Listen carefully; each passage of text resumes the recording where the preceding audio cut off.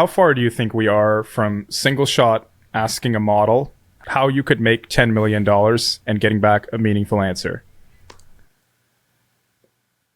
So you mentioned jailbreaks earlier. A lot of... Stop it, guys. Stop with the jailbreaks, okay? My thing is, I think I said this like very early on, like I think it's very gimmicky. Like I understand it's a form of prompt engineering and there's a whole subreddit where they're all trying to do it.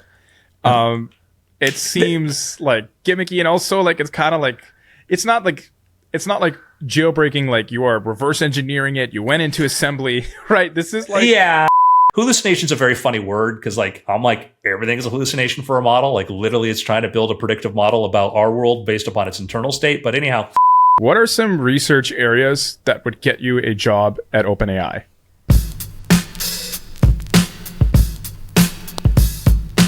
Hello and welcome back to Multimodal.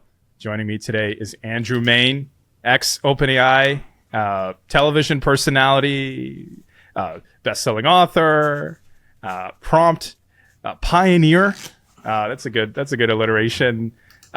Genius. If you want to learn more about him, check out his Wikipedia page. And also magician, illusionist. The list goes on. Polymath. Somebody very interdisciplinary. Thank you so much, Andrew, for coming on. Do you want to tell us a little bit about yourself if I haven't already covered it? Yeah, thanks for the heck of an introduction here. Now I'm here to let everybody down. Yeah, so as you can tell, I've had can't hold a job. I've done a few different things and, always kind of moved between science, technology, entertainment industry. And so, I've been very lucky that other people have entertained my, my whimsical ideas about things I want to go do, and have been able to work with some amazing people. So thrilled to be here. Yeah. And, underneath all that is this incredible story. I just got back from Japan. I'd mentioned to Andrew I'm going to be going, and he's like, I'd actually lived there. Like a long time ago, in a different century, I lived there. Let me point that out. Yeah. So probably tons of amazing story under there. The running joke on the podcast has been we have never had an OpenAI employee actually come on the podcast, despite like how long I've been covering it. And so Andrew is no longer with OpenAI. So yeah, still holding true. Nothing's broken here. But that's a good point. But I appreciate you coming on. So I guess just to get started, like, tell us like what was it like working at OpenAI when you first joined? It was the opportunity of a lifetime. And I'll say too, like, by the reason that it's hard to get OpenAI people in podcast interviews, stuff like, it's a tiny company. It's a tiny company. People forget that, it was a little over 100 plus people made GPT-3. GPT-4 is made by 300 something people. And so like, they're busy. They're always doing stuff. And I would get requests like, hey, there's this really great conference. Can we get some people from OpenAI to speak? I'm like, it's not like Salesforce. It's not like a company where there's just a bench full of people not doing anything that you can send out there. And so they do manage to make it out here. But yeah, man, I'm glad to be here. And it was easy. I think you were one of the first people who said, do you want to come on? And so it's an easy yes for me to say, because you've been following this stuff for a long time. And I really appreciate that. So OpenAI, for backstory, I've been into like AI, artificial intelligence since I was a kid. I was into magic and robotics. I used to build robots. I'd get these little kits, or I'd just take apart vacuum cleaners and plastic parts and stuff, and bicycle brakes for grips and stuff. So I liked that. I liked a little bit of programming. I could do basic when I was a kid, and that was it. I'd make little chat bots like, what is your favorite color? Blue, great. And so, but by the time I got to high school, the magic bug had kind of gotten to me. I lived in South Florida, and my hero was like David Copperfield and Penn and Teller. And I'd spent so much time kind of outside school following my little creative things like building robots and working on magic and stuff, that my grades weren't exactly going to get me right into MIT. But I could get work as a performing illusionist because I built magic props. My dad taught me carpentry. So out of high school, I lied about my age and said I was like 23, and I started working on cruise lines and stuff, like headlining, doing like Sawing a Girl in Half and Levitating and stuff. And then that actually led me to Japan. That's why I lived in Japan. I was actually performing in a showroom there.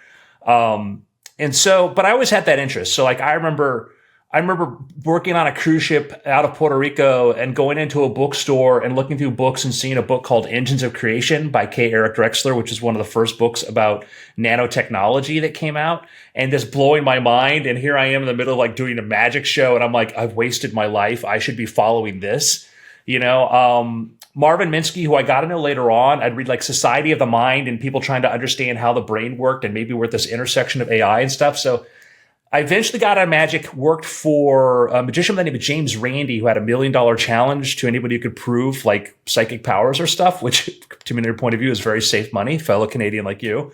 And that allowed me to teach critical thinking. So I would go into classrooms, talk about science, talk about critical thinking, all the stuff. And through that, I got to meet people like Marvin Minsky, Marvin was one of the pioneers of artificial intelligence, also the person that was sort of dismissed the idea of deep learning. Sort of, if you read into what he really said, it was more nuanced than that. And also, like, apparently Marvin Minsky's PhD paper that he wrote was basically one of the first treatises explaining deep learning networks, or the idea of it. But the mathematics was so sophisticated, his professors had to send it off over to Princeton to have the mathematicians there look at it, and they're like, nah, this probably won't scale. And so Marvin's like, well, they would know better than me, because he had like people like Einstein and stuff there. And so Marvin went down a different path. So did AI, et cetera. Anyhow, I would go back and forth between entertainment and science education, et cetera, what that. And then I went and got into TV because I wanted to do a critical thinking TV show to kind of do Bill Nye the Science Guy with magic and critical thinking. And I ended up doing like prank shows. And so like I did a pilot for MTV, I did a pilot for Cartoon Network, Nickelodeon.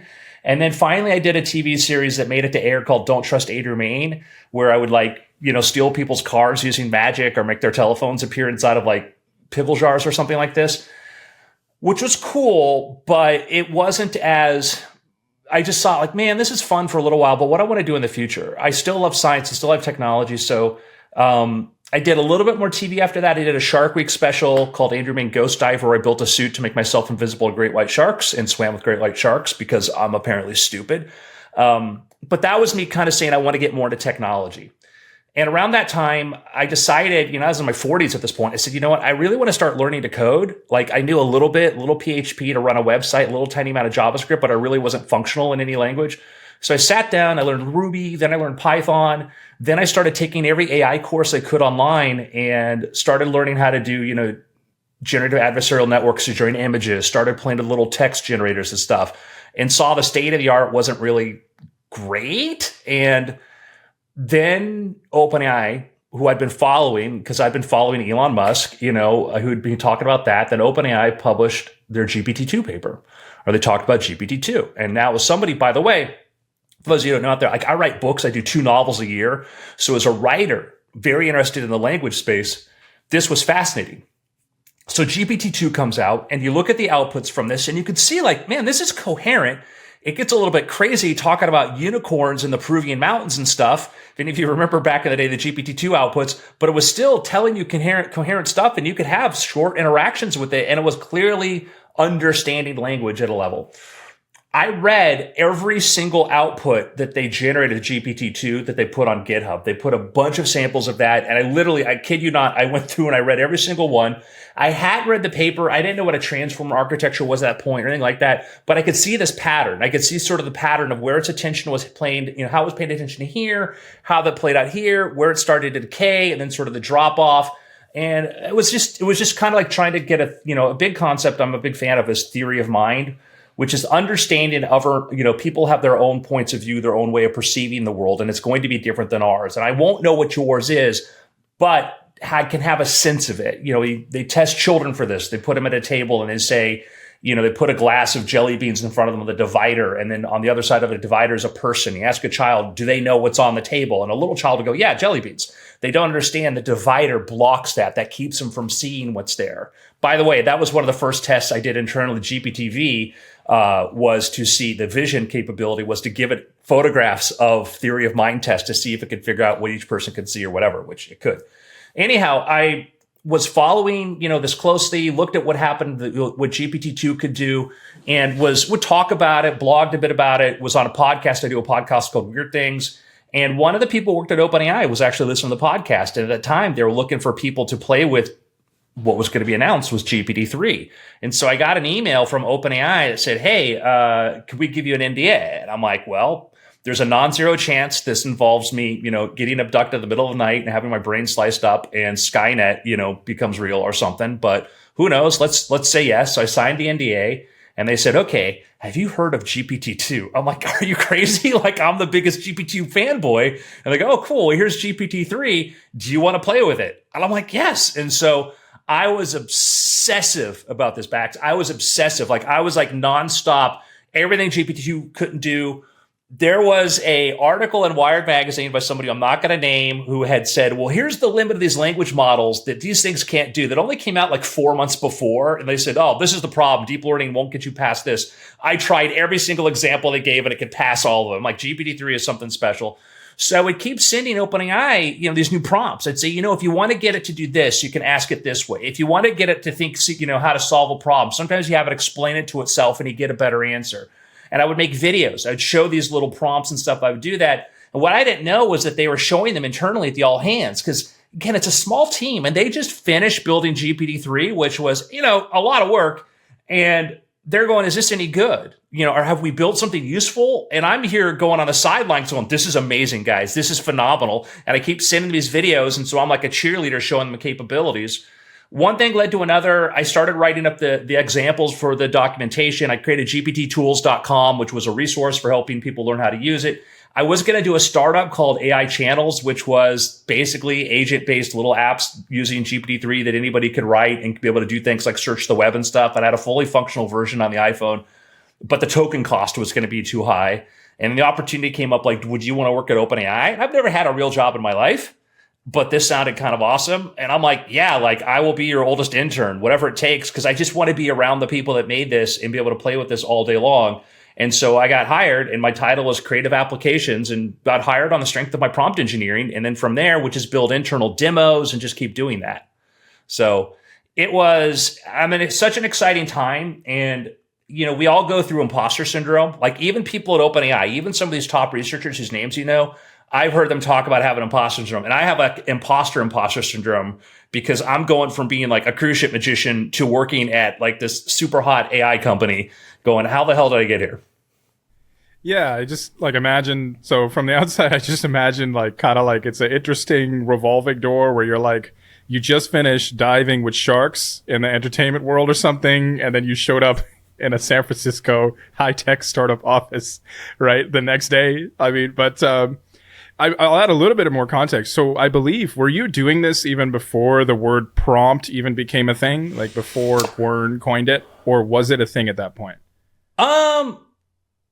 I don't know. I would say that the problem when you want to try to get into the history of stuff, a lot of times there's institutional knowledge that isn't shared widely.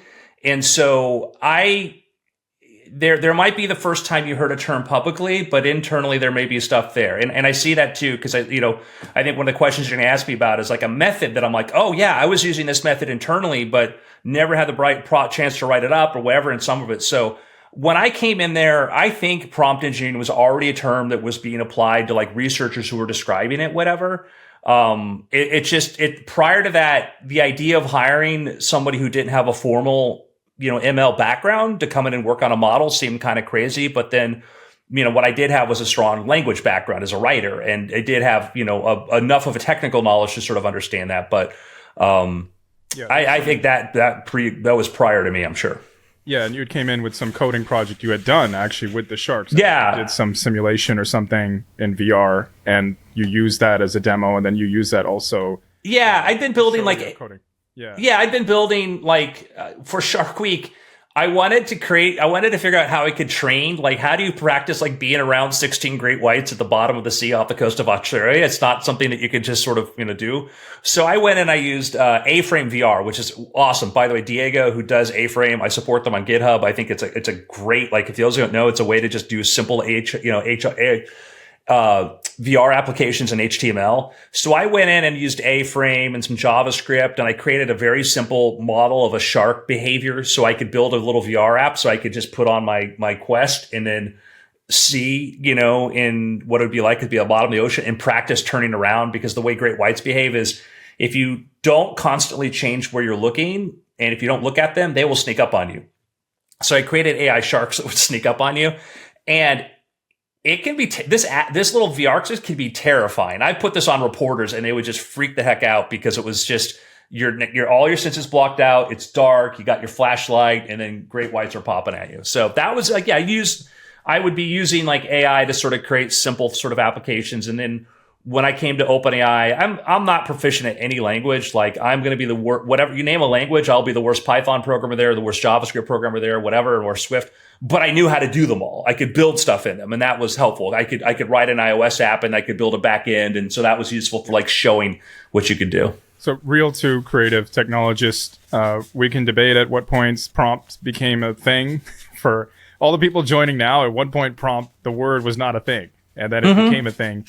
Very well, you may have been the first prompt designer, prompt engineer. I remember. But I mean, there clarify, there are researchers who were like GPT-2 and even GPT-1. If you have, Alex, one of the first people trying to get it to do something, that would have been they would have been doing it. But you were like actually getting paid basically to do. Yeah, I was probably you may have been the first for that.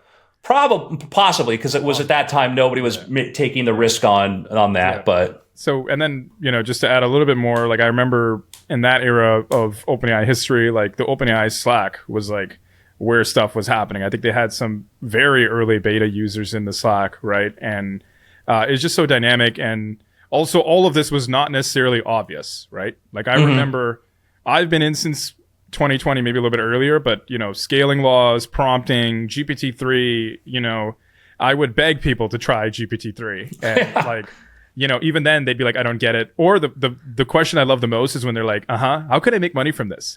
Right? Meaning, I have no interest at all unless I can somehow make a quick buck, right? Regardless of all the stuff. Are there any parallels between Hollywood and working in tech in the role that you did? Like, was there anything similar? Anything? Yeah. So one of the most important lessons that I continuously forget is it comes down to communication. When I got my job at OpenAI the same way that I was able to sell TV shows. And the way that worked was, when I first wanted to get into TV, I didn't know anybody in TV. And now I could go talk to somebody in TV and say, hey, I'm a magician, I've done this, whatever. And that's just words. Those are just words.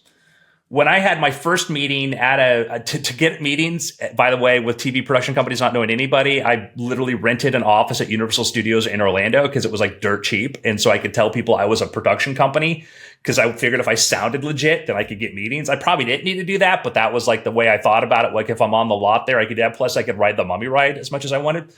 So first meeting I went into, I needed to convince them that I was legit. And I probably went to go overprove it a bit, but I had been writing for years books for magicians and DVDs for magicians. If you're in magic and you're from that period, you probably remember my name from like some Magic magazine ad or something like this. I'd create magic tricks, do this. I started publishing that when I was like 19 years old. So I had a pretty good history there.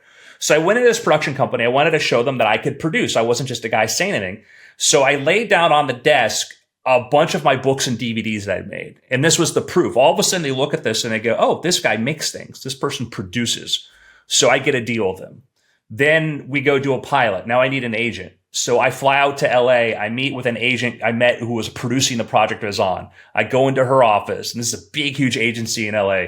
I lay out my books and DVDs on their desk, and they go, wow, this guy produces, this guy makes things. Let's make a deal. So now I had an agent. And that's been my way in to OpenAI. Wasn't by saying, oh, I could do this, I could do this. I did things. I built things. OpenAI hires researchers who write research papers that are great stuff. Other companies are hiring people. Riley Goodside. Riley Goodside's an amazing prompt engineer, and Riley Goodside is a guy that showed his work. This is a guy that went out there and did things. So I'm a big believer that like the same thing between tech and LA, Hollywood, or anything is that you look for signal. One of my heroes is a guy named Jack Goldfinger, who's a famous magician. He's head of entertainment at the Magic Castle, and Jack says, in his own way, he goes, success leaves clues. And I'm a big believer that as a guy, as much as who likes to talk as I clearly do, you really got to show it. And so I'm like, just make a bunch of stuff, keep producing, making things. And that was my interest. I didn't know how to get into tech. I had no idea. I'm sitting in LA, 6 years ago going, I'd really like to get into technology. How do I do it? No idea. And so just started like, well, let me make things. Let me produce things. Let me show things. When OpenAI opportunity came up, I'm like, let me show them. Let me show them and show them what's useful, show other people what's useful about it. And I think that's the amazing thing about like the tech industry in general too, is that you could be an absolute nobody from the middle of nowhere and have a high school degree and whatever. But if you build some code that does something useful, if you solve a problem and you show up, there will be people ready to back you. And it's just not like that anywhere else in the world. And you can come from anywhere else in the world. Look at who runs the technology companies in the US. There are people from all around the world. And that's one of the things I love. And there's a lot to be said about, there's pros and cons, but the pros to me are amazing. And so. Yeah, that makes sense. I just like, tech has always kind of been revolved around demos, right? Mm-hmm. Like, and there is some element of charisma, right? Like Steve Jobs was quite charismatic, right? Is there some parallel, like just even with magic, right? Like it in the sense of like, you'll be like a dove, right? Like you like do some, a dove. And it's like, it's similar with GPT-3 because I remember in 2020, like the heyday was demos, right? It was all like, oh, what can we get it to do? Can you have a cool demo? Like literally, I used to call the best GPT-3 prompts and use cases parlor tricks because I would show them to people at parties. Like, is there some like parallel for that also as an entertainer where you feel like it's that same kind of transformation of just surprising and delighting and like people literally think AI is magic, right? Like, isn't AI like more pure to magic than magic or like? 100%. So one of the things I found myself doing, and I went from, by the way, I started in the applied team and then I became the science communicator for OpenAI. And I always did a lot of background demos. Then I started doing more demos where it'd be for media or government or whatever. And when I'm in Magic, I have like a set list. You have like a list. I'd have these little notes of like this, first do this trick, make the bill appear, then do this. I'd have this list of stuff. And one day I'm getting ready to do a demo and I look at my list of all of the GPT-3 demos I'm about to do. And I'm like, oh my God, this is the same thing, except GPT-3 does all the work. I don't have to practice anything or build anything or shove anything up my sleeve. And I was like, yeah, this is the same gig. I'm now going to be, and I would even have fallbacks. Like if you have to do demos out there, pre-record your demo and put it into a Chrome tab. So in case you run into a problem in the middle of it, you can just switch over and like these little things that I had from show business. And so that would be hard when I watch somebody else have a demo and fail. It'd always be like, I'm like a performer watching somebody else up on stage. Like, oh dude, if you did this, you'd be fine. And so. Do you enjoy the reaction? Like when you see somebody like, whoa, or laugh? Oh, yeah. Or, like, is it the same high as when you might be doing magic? Yeah, I mean, but it's real. And that's the thing is that magic, the attention is sort of directed at you and look at the cool thing I did. Where when you do is, when you do a cool demo for somebody, you're telling everybody, listen, the future's going to be cool. And that's sort of like what I dug was the idea that I could do a demo and then be like this cool. And particularly like, my favorite demo was like, explain it to my 10-year-old nephew or whatever, which I don't know where that came from. I don't know if I came up with it or Greg or whoever came up with it, but I remember late at night, going to Greg Brockman back and forth on stuff and talking about, demos. But I remember seeing that and going like, this is amazing because this model it has neurons in a sense like the human brain, but it's not like the human brain. There's a lot of millions of years of primate and whatever sort of architecture stuff involved in there, but there is a similarity there. And watching a bunch of algorithms do a naive form of theory of mind was amazing to me. And that was like, I would show demos like, let me explain this. Like, you may have seen summarization before, but what it did is it chose 2 or 3 key sentences from the text and put it there. This rewrote it and simplified it. And what do you call that process? Yeah, I see. And so the performance is in the model as well. And you can sort of, as a performer, make it a little bit more exciting, but it's still up to the model and having to communicate that. And I remember in 2020 working on YouTube and stuff and literally looking at a whiteboard and saying like, how can I make GPT-3 cool? How can we make this to the masses? It was really hard. Like I remember complaining about the name. I remember complaining like all these like little elements and it was far less reliable and all these things. And I tried. It was hard because it was a lot of education at the time. It's not like ChatGPT today where you don't have to explain what a prompt is. You don't have to do these other things. So you mentioned, science communicator, creative applications, that kind of stuff. So that's what you were doing at OpenAI. Do you have any crazy story of what OpenAI was like in those early days? Do you have anything? What was it even like? Like, was it, I imagine far more fragile, far less popular than it is now? What was it like back then? The thing about OpenAI you have to sort of think about is that I came in, the company had been around before I came in. Like I came in GPT-3, which was this sort of major sort of sprint to get GPT-3 done. And then there was the next sprint and the next sprint and the next sprint. And there has not been a moment of rest.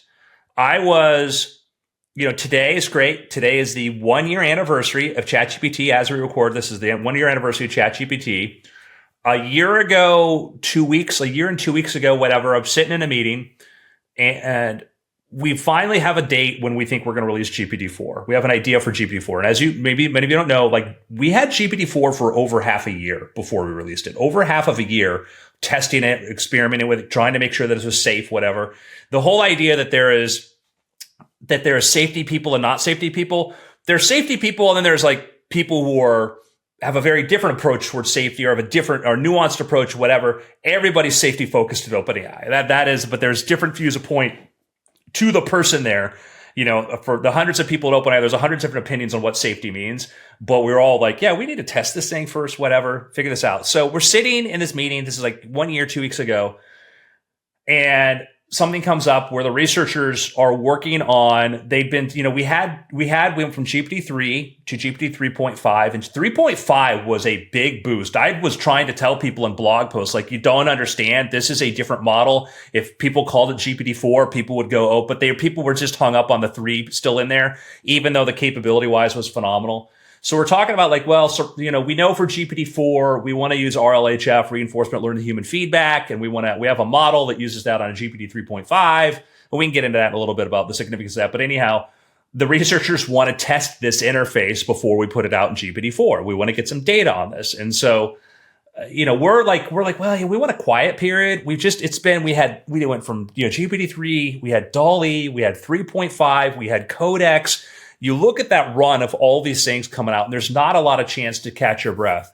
We said, okay, we want a quiet period because, GPT-4 is going to come out in March. We need a quiet period. Like, okay, we just got one little thing we want to release, just one little thing that'll help us. It's a low-key research preview of just taking 3.5, which is an existing model, a little fine-tuning on top of it, and just a different interface than the playground. Like, how big? And I'm a futurist. I play this stuff all the time. I've built my own chat-like interfaces for these things. I've built my own demos of stuff, whatever. And I'm all like, yeah, I guess it's like capability-wise, it's the same thing. Like, I'm not making the decision. I'm just in the room as other people are, announcing it. But I'm like, I don't see it, And that was, of course, ChatGPT. ChatGPT changed everything. ChatGPT.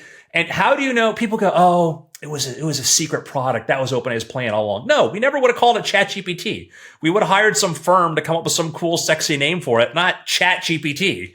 We would have had a logo and something else like that at launch that couldn't be ripped off by everybody else making knockoff ChatGPT apps. But that was typical OpenAI. Like, we don't think it's going to be a big thing, and it's a huge thing. And the next thing you know, we were at a Christmas party a couple weeks later, and one of our executives gets up and says, well, this is 2 weeks into ChatGPT. Says, well, this has been exciting, but as you know, the internet, 2 weeks from now, nobody's going to be talking about it. Narrator, he was wrong. And it just went crazy from there. So I'd say the thing about OpenAI is that, like, when the whole fiasco happened with the ousting of Sam last week and whatnot, I'm getting people going like, I heard there's this research thing or this thing. And I'm like, I genuinely don't know, because amazing things happen all the time. And I've heard people like, oh, we heard it has something to do with math. I'm like, we literally published a paper in May about really cool development, mathematical reasoning. Nobody paid attention to. ChatGPT, people are like, oh my God, look what it can do. I was writing in March about, hey, ChatGPT 3.5 is amazing. Look what all things 3.5 can do. And people are like, oh, that's kind of cool. And then it's like, oh, look at my God, ChatGPT can do. I'm like, all that capability was there. It was in front of you. So a lot of it's watching things be in front of people the whole time and people not paying attention to.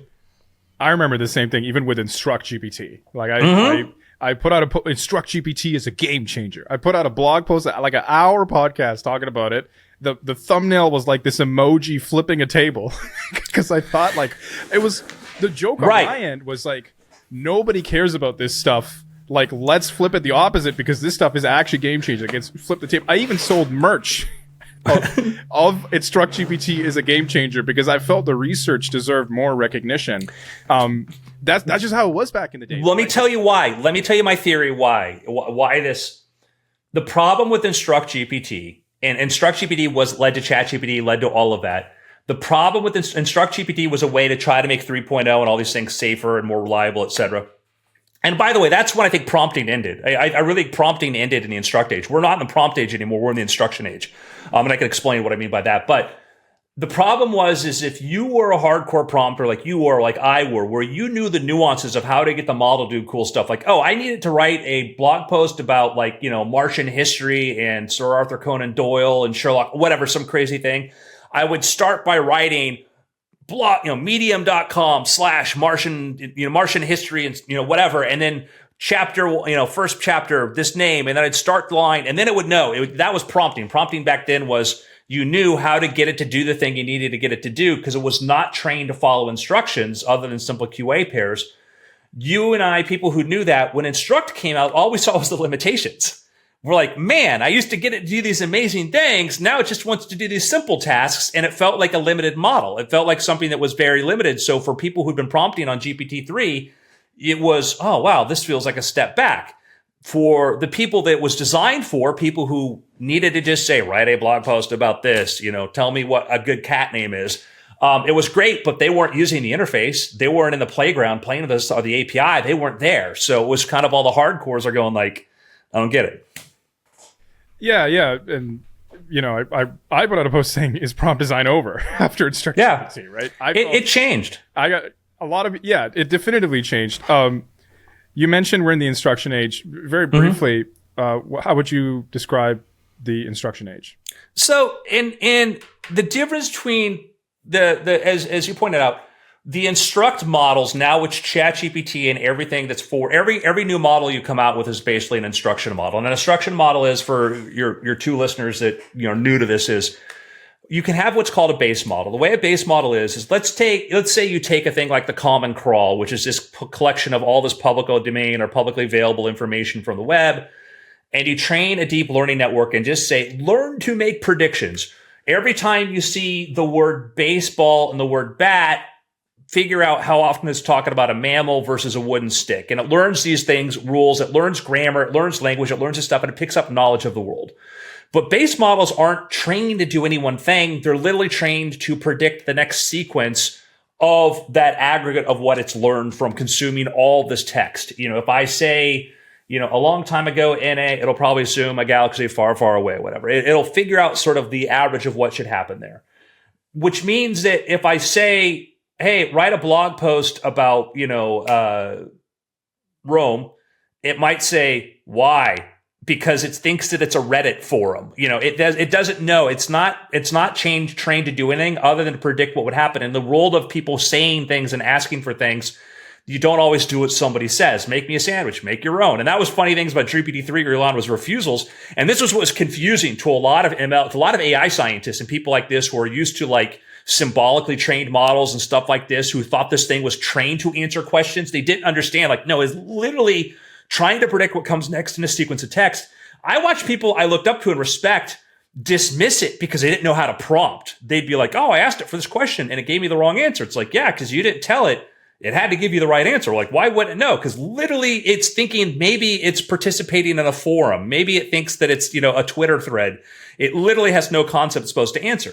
So what happened then was prompting was trying to figure out how do I get it to that point. The instruct models basically said, let's just take a bunch of question answer pairs or people asking, write a blog post and then a blog post. Answer this question and giving that answer. Take a ton of data of just a human asking a question and an AI giving an answer and show the model, this is what you're supposed to do. This is how you answer it. So that changed prompting from being this thing where you had to lead it down the right path by giving it the right text to complete to just telling it what you want. And that was huge. Initially, problem is that a lot of the examples they used were very simple ones. And that was my frustration was like, I'm doing really complex multi-step prompts. I'm like, that's not in the instruct model. It doesn't get it, doesn't know what to do. But it's gotten so much better since then. I see. A lot of mental work up front. There's just less. And so in a way, it's like a better user experience. In a way. But you also do some things. So we could touch on that. Real quick, what was GPT-4 like freshly trained? In my mind, like, how does this process even work? Like, even 3.5, is it like, you get like a little Slack notification that everybody's been watching on a single channel, and, like those 10,000 GPUs that you just had running for 3 months, suddenly it's like been trained, and then the weights are like, in this one spot, and then all the red teaming starts. Like, what is it like when a model is like freshly trained? Well, you have checkpoints along the way. You have at different stages of training, and so you can test a model before it's finished training. So there are ways in which you can start to get a sense of what things are going to be capable of. And so I don't want to get too much into the process there, but like there's going to be phases. So the version of GPT-4 that came out on the day it was officially released was different than, when it first finished its primary training, right? Because then they do a lot of like the red teaming, and then they'll do more fine tuning. They'll do a lot of more, post training, et cetera. And so, the earlier models tend to be closer, like a base model, the idea that, but it's smarter. That's the thing about a GPT-4 is that it's smarter. So it's better at understanding what you're asking it to do. And that's one of the things that's really interesting when we forget about like benchmarks and stuff are extremely useful, but sometimes you have to step back and kind of say, what is it doing? That's why like benchmarks for image models are hard. They go by like, did humans prefer this, whatever, but a lot of benchmarks aren't looking at things like variable binding. How can it correctly position 4 objects in the 4 quadrants of the frame, whatever. And the same thing about ML models was that, I'll give you sort of the funny part though, was that while we're getting ready to release GPT-4, I was in charge of writing like the blog page or the landing page for GPT-4 and doing a video and then showing capabilities for that. And I'm working with the head of product on that. And we're trying to come up with examples. GPT 3.5, they kept improving because of ChatGPT. And I'd have these examples where I'm like, can I just compare GPT-4 to GPT-3? Because that'll be easy. Like, no, you got to compare it to GPT 3.5. And I'm like, GPT 3.5 keeps getting better. And the examples I know where GPT-4 is great at are a little bit more sophisticated. And that's why you find out 90% of people use GPT 3.5 and don't even know there's GPT-4 and don't even notice the difference because they're not trying to do the really complex tasks. But that was one of the challenges was I would have an example of like, look, 4 can do this, 3.5 can, and 3.5 would improve and it could do it.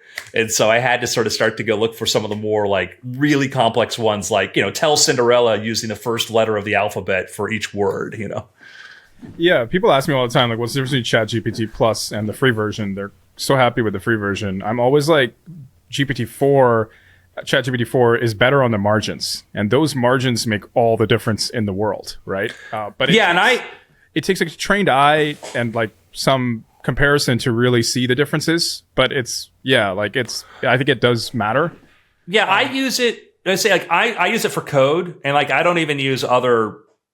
I use it for code all the time, and like I cannot switch to another model. I can't even use Copilot for the kind of coding work that I do with it. And I show people like, if you can do this, I'm like, yeah, like what you're doing, you can do really complex, cool things. And for writing stuff or things, I would never use it to write a book because it can't write a book. But for like deep research, things like this, once you start to understand what you can get out of that tool, then you start to get a lot more out of it.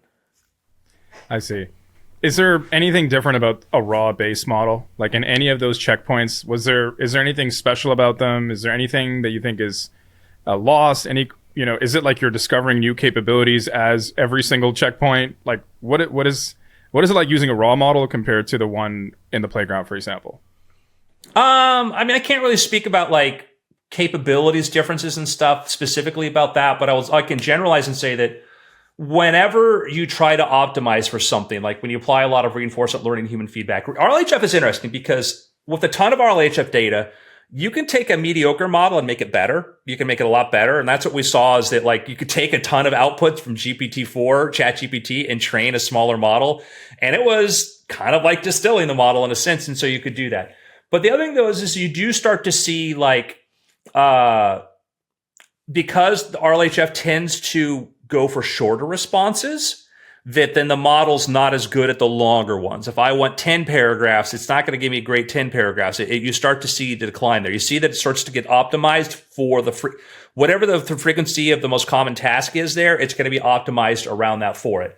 And sometimes you can have to sort of fine tune capabilities back in there. Like, I have a thing I'm going to put out, which I'm going to show like how to fine tune GPT 3.5 to do better word counting. Cause it's actually pretty good at counting words. Cause people said, oh, GPT-4 can't reliably give you 25 word sentences. I'm like, yeah, you can. It's actually right now, you just write a prompt and say, put each word on a numbered line and it will do it. And it also looks ahead to predict where the end of the sentence is, which is good.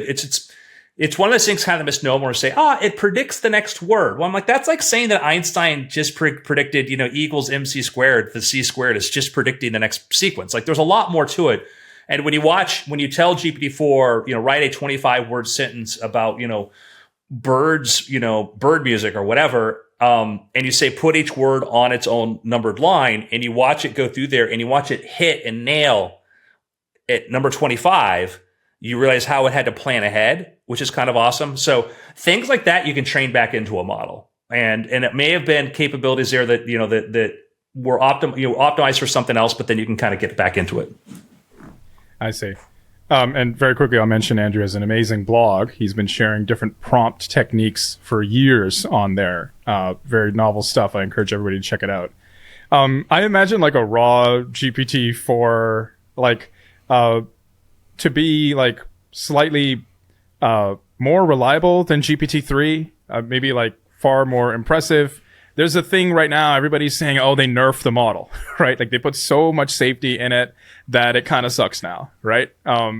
So anyways, like I don't know, frankly, what these models are like, but I also imagine maybe they're too rough around the edges, right? These checkpoints and stuff before they're consumer ready. So maybe there's some downsides as well behind the scenes.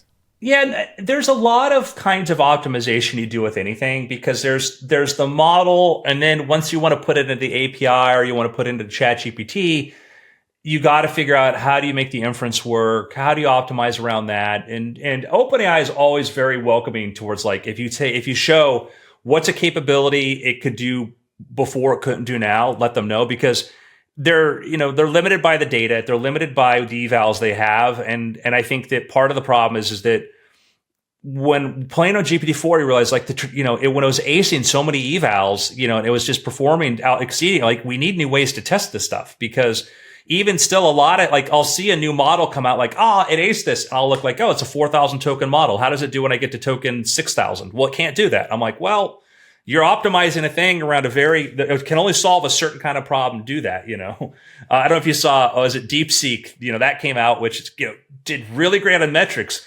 Man, it fails my Tiananmen Square questions.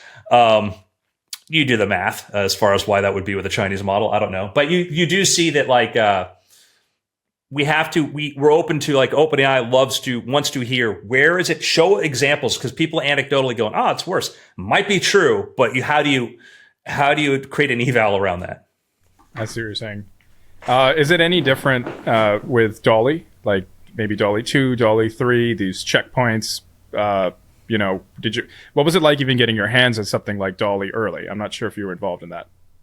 I was bothering the DALL-E team all the time. I understand like OpenAI, I was like a pest. I'm like, can I play with this? Can I play with this? I'm always asking like, I tweeted out today that I had the first ChatGPT subscription because I'm like, I want to be the first person to pay for this, right? So I have it. My wife has the second one.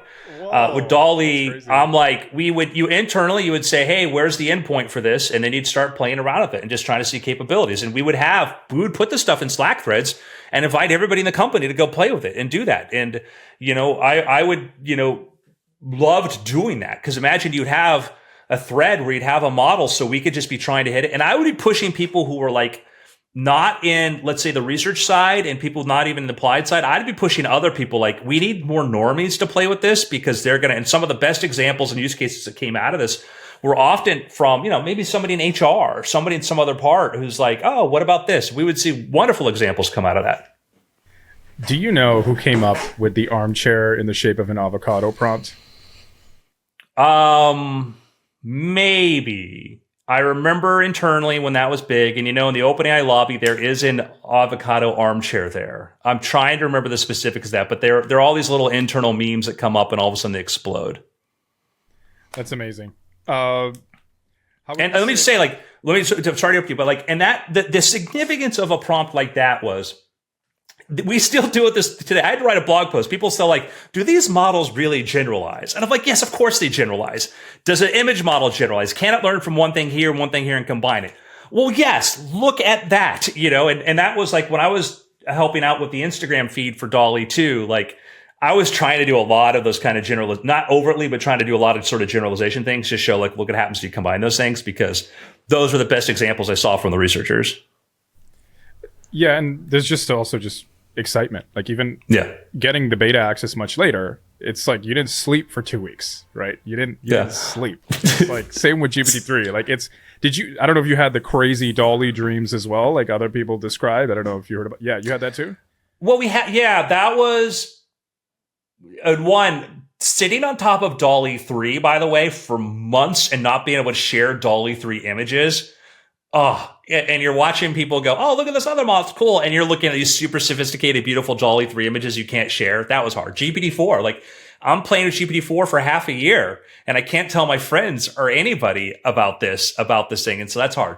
But yeah, the DALL-E stuff. So that was interesting because you had people kind of dreaming in prompts and dreaming in this. And then when I worked with Natalie Summers, my colleague, when I was on the comms team, she had done a lot of the artist outreach. She'd reached out to a lot of artists to sort of get their feedback and input. She did great work doing that. And you would talk to people, and one of the things I heard multiple times, I think at least 3 or 4 times, people who have aphantasia, that's the inability to see an image inside their head. They can't do that. And I talked to 3 or 4 people who said they started to see some form of that. And not to say, I'm going to say, oh, DALL-E cures that, but they were all because of connecting words to the prompt was giving that, which I wonder, I think the way that ChatGPT helps you prompt is great, but I wonder if you might see a decline in that now because you're being less connected to the image generation. Yes. Yeah. How else would you say prompt design has changed between GPT-3 and ChatGPT, where we are now? Well, I mean, a lot of what's called prompt engineering now is literally trying to jailbreak, effectively and get to what the base model can do. That's sort of the funny thing, is that it's not like you're trying to unlock a capability that's already there, not try to exceed or do some and it's not trying to do some complex task. It's that. I would say prompt design is certainly much more sophisticated now. I mean, that was a thing where, it would be, I would say frustrating, but mildly annoying. You would put something into the documentation and then nobody paid attention to it. And then 5 months later, 6 months later, somebody would write a paper and say, hey, look what we discovered or whatever. And you're like, man, if people read the docs, they'd be way ahead of this. Not that the docs were great. I will be first one to admit that a lot of more work could have put into there, but a lot of people weren't paying as much attention to what other people were doing. Now there's a lot more. People are paying more attention to methods and stuff, which I think is really, really good. I used to walk into a situation and can pretty much assume the person I'm speaking to just had no idea about prompting. Now I walk into stuff and meet really amazing prompters who have a really good understanding of it, which is great. Yeah, let's dig a little bit into this. So, for one thing, there's a bro culture for prompts now, right? You'll have these AI influencer grifters or whatever, and 12 prompts, right? To whatever, whether it's to cure cancer or so it's a very interesting cultural development. Another thing I kind of feel because of chat, right? You're kind of playing a longer game. It's not just about the initial prompt. You're kind of you might walk the model through a few other questions before you get to where you want to go. How else would you say the art of prompt design has changed because of chat? A lot of what, particularly ChatGPT, the way it's evolved and how quickly it's evolved. Like now, if you have ChatGPT Plus, you can upload your documents, right? And back in the early days of GPT-3, I was trying to explain, like, people are like, it hallucinates, it's this. I'm like, and RAG wasn't even a term then. Like, I put on GPT tools, I put an example of like, here's how you use semantic search, which was embedding search at the time, to search your documents from a document, like documentation, and insert into your context. Like, this seems to be the answer. And it was like a year or so before RAG really caught on as like, oh, what if you do this? But it was like people understood that early on and weren't paying attention to it.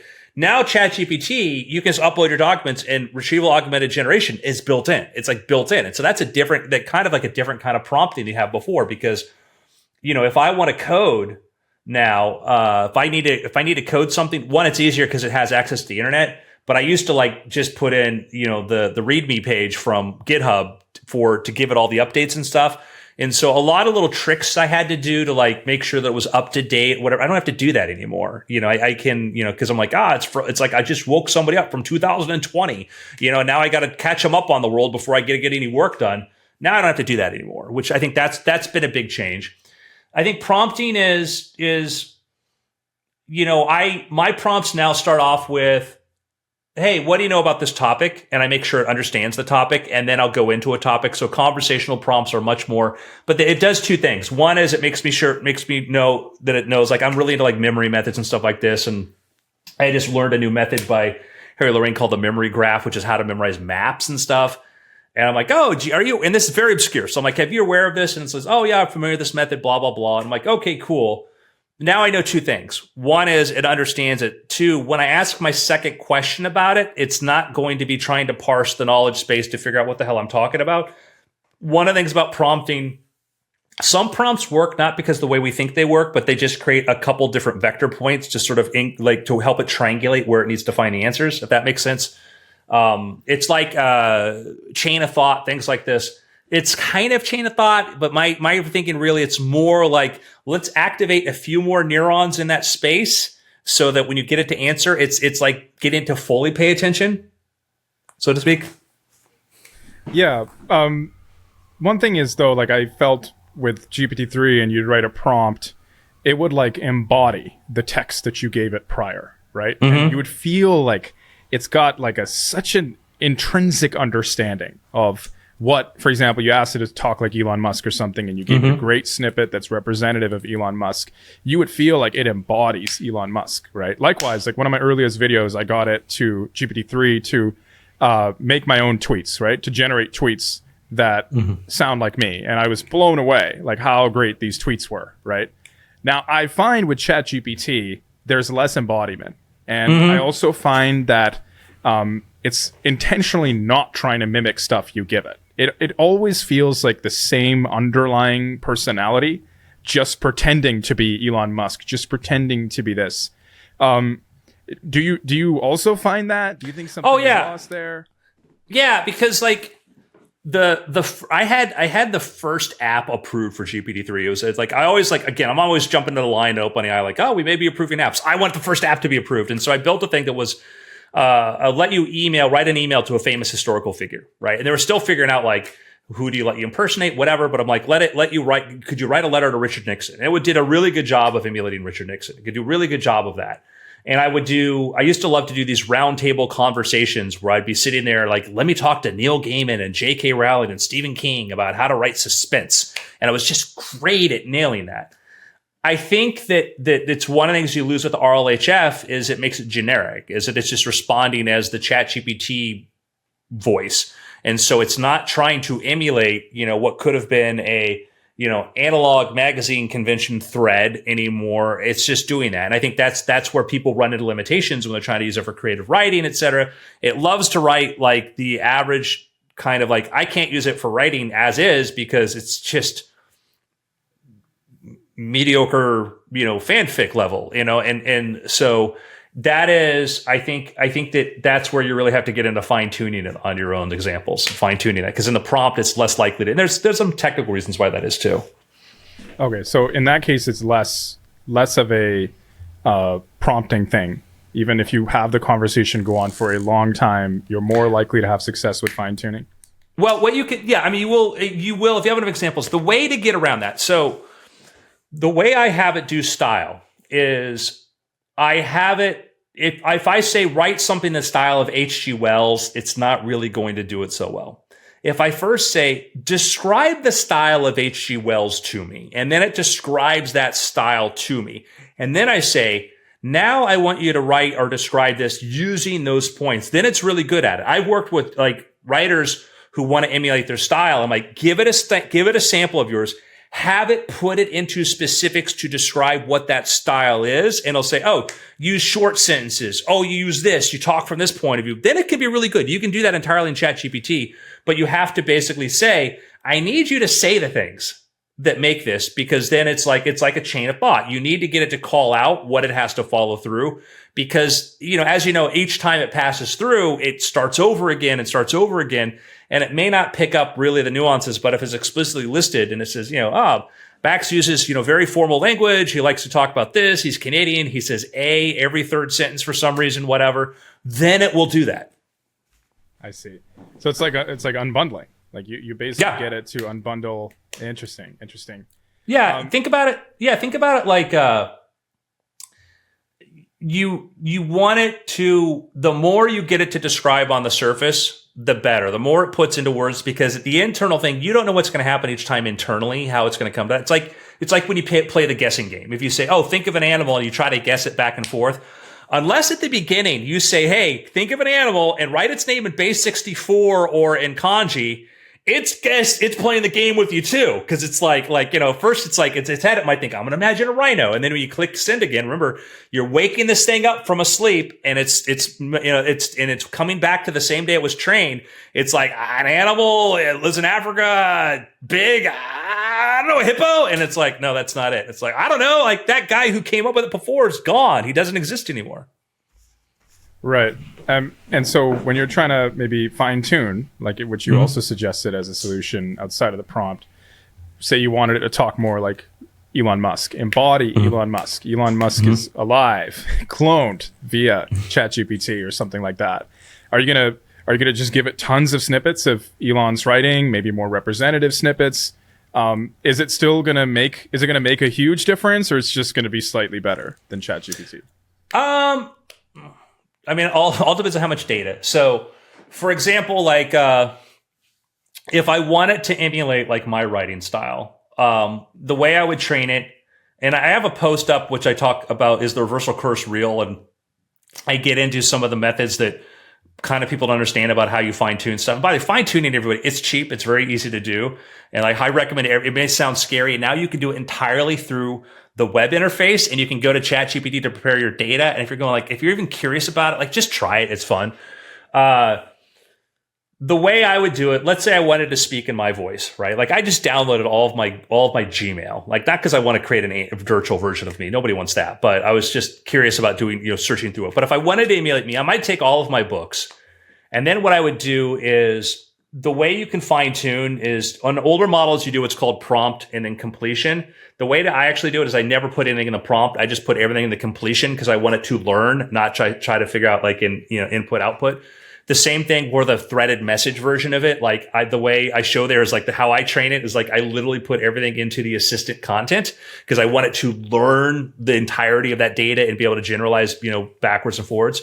But what I would do there is I would create instinctually you would want to say, I'll split it up into, Andrew is the user and he asks for this and the model outputs that, or vice versa. I would just put that data in there where I'd be like, Andrew Mayne talking about, this passage, Andrew Mayne describing this, Andrew Mayne writing about that, Andrew Mayne, I'd give it just thousands of examples of Andrew Mayne, just, like a summary, Andrew Mayne writing a sentence where this happens and then that, and put that all into the completion part of the assistant in the thread and train it on that. Because I think it's going to much more likely learn from there, because when you have those completion pairs, it really wants to focus on the completion, not so much learning the prompt. Right. And so that'll hopefully get it a little bit out of its own voice.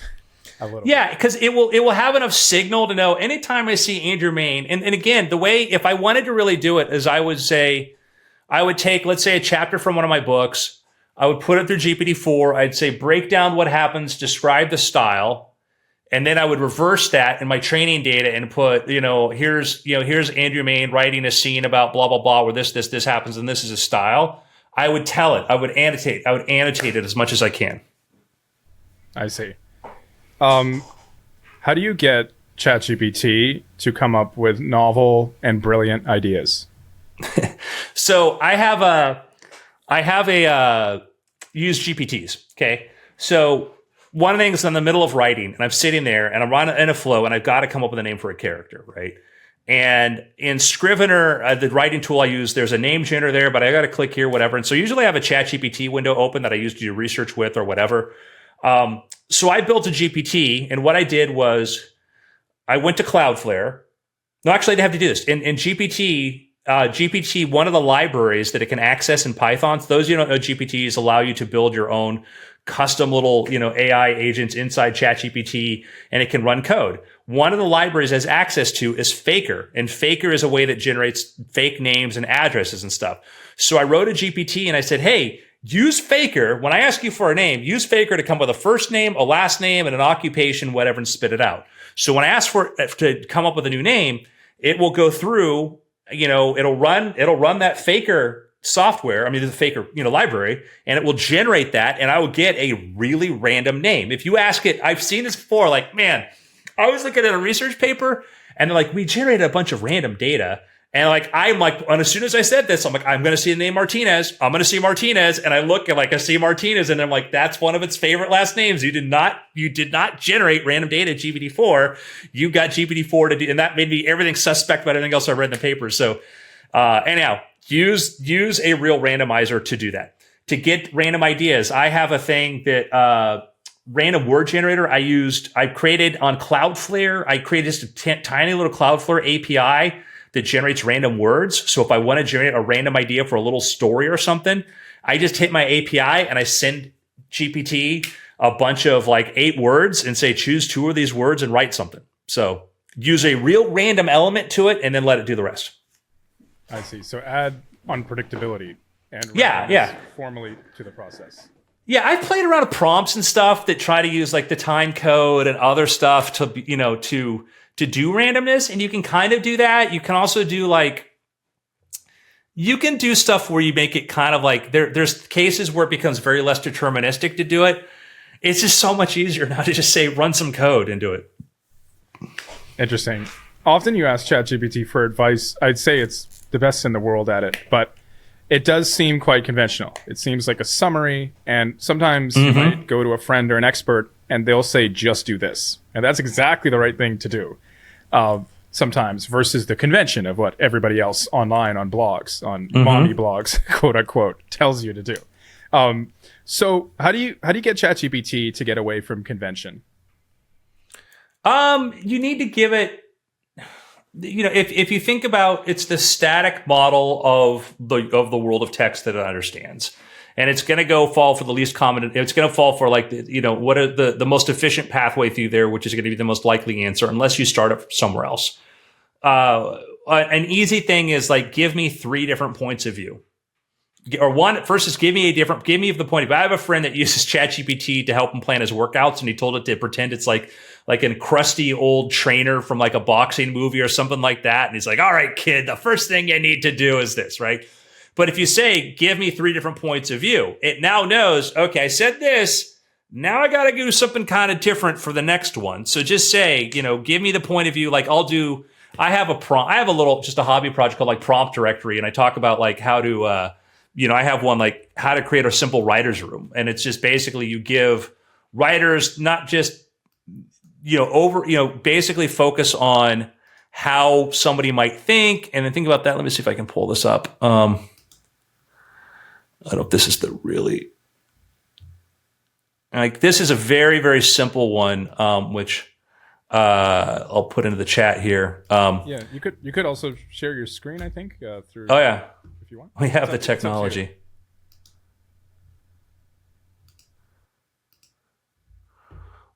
So this is like a super, super basic one. I would go way more in depth if I was going to use it, but it was ask me my story idea. I'm very much into push-pull, the idea that have the model ask you questions. When you look at my prompts, look at my style of prompting, I break things into steps.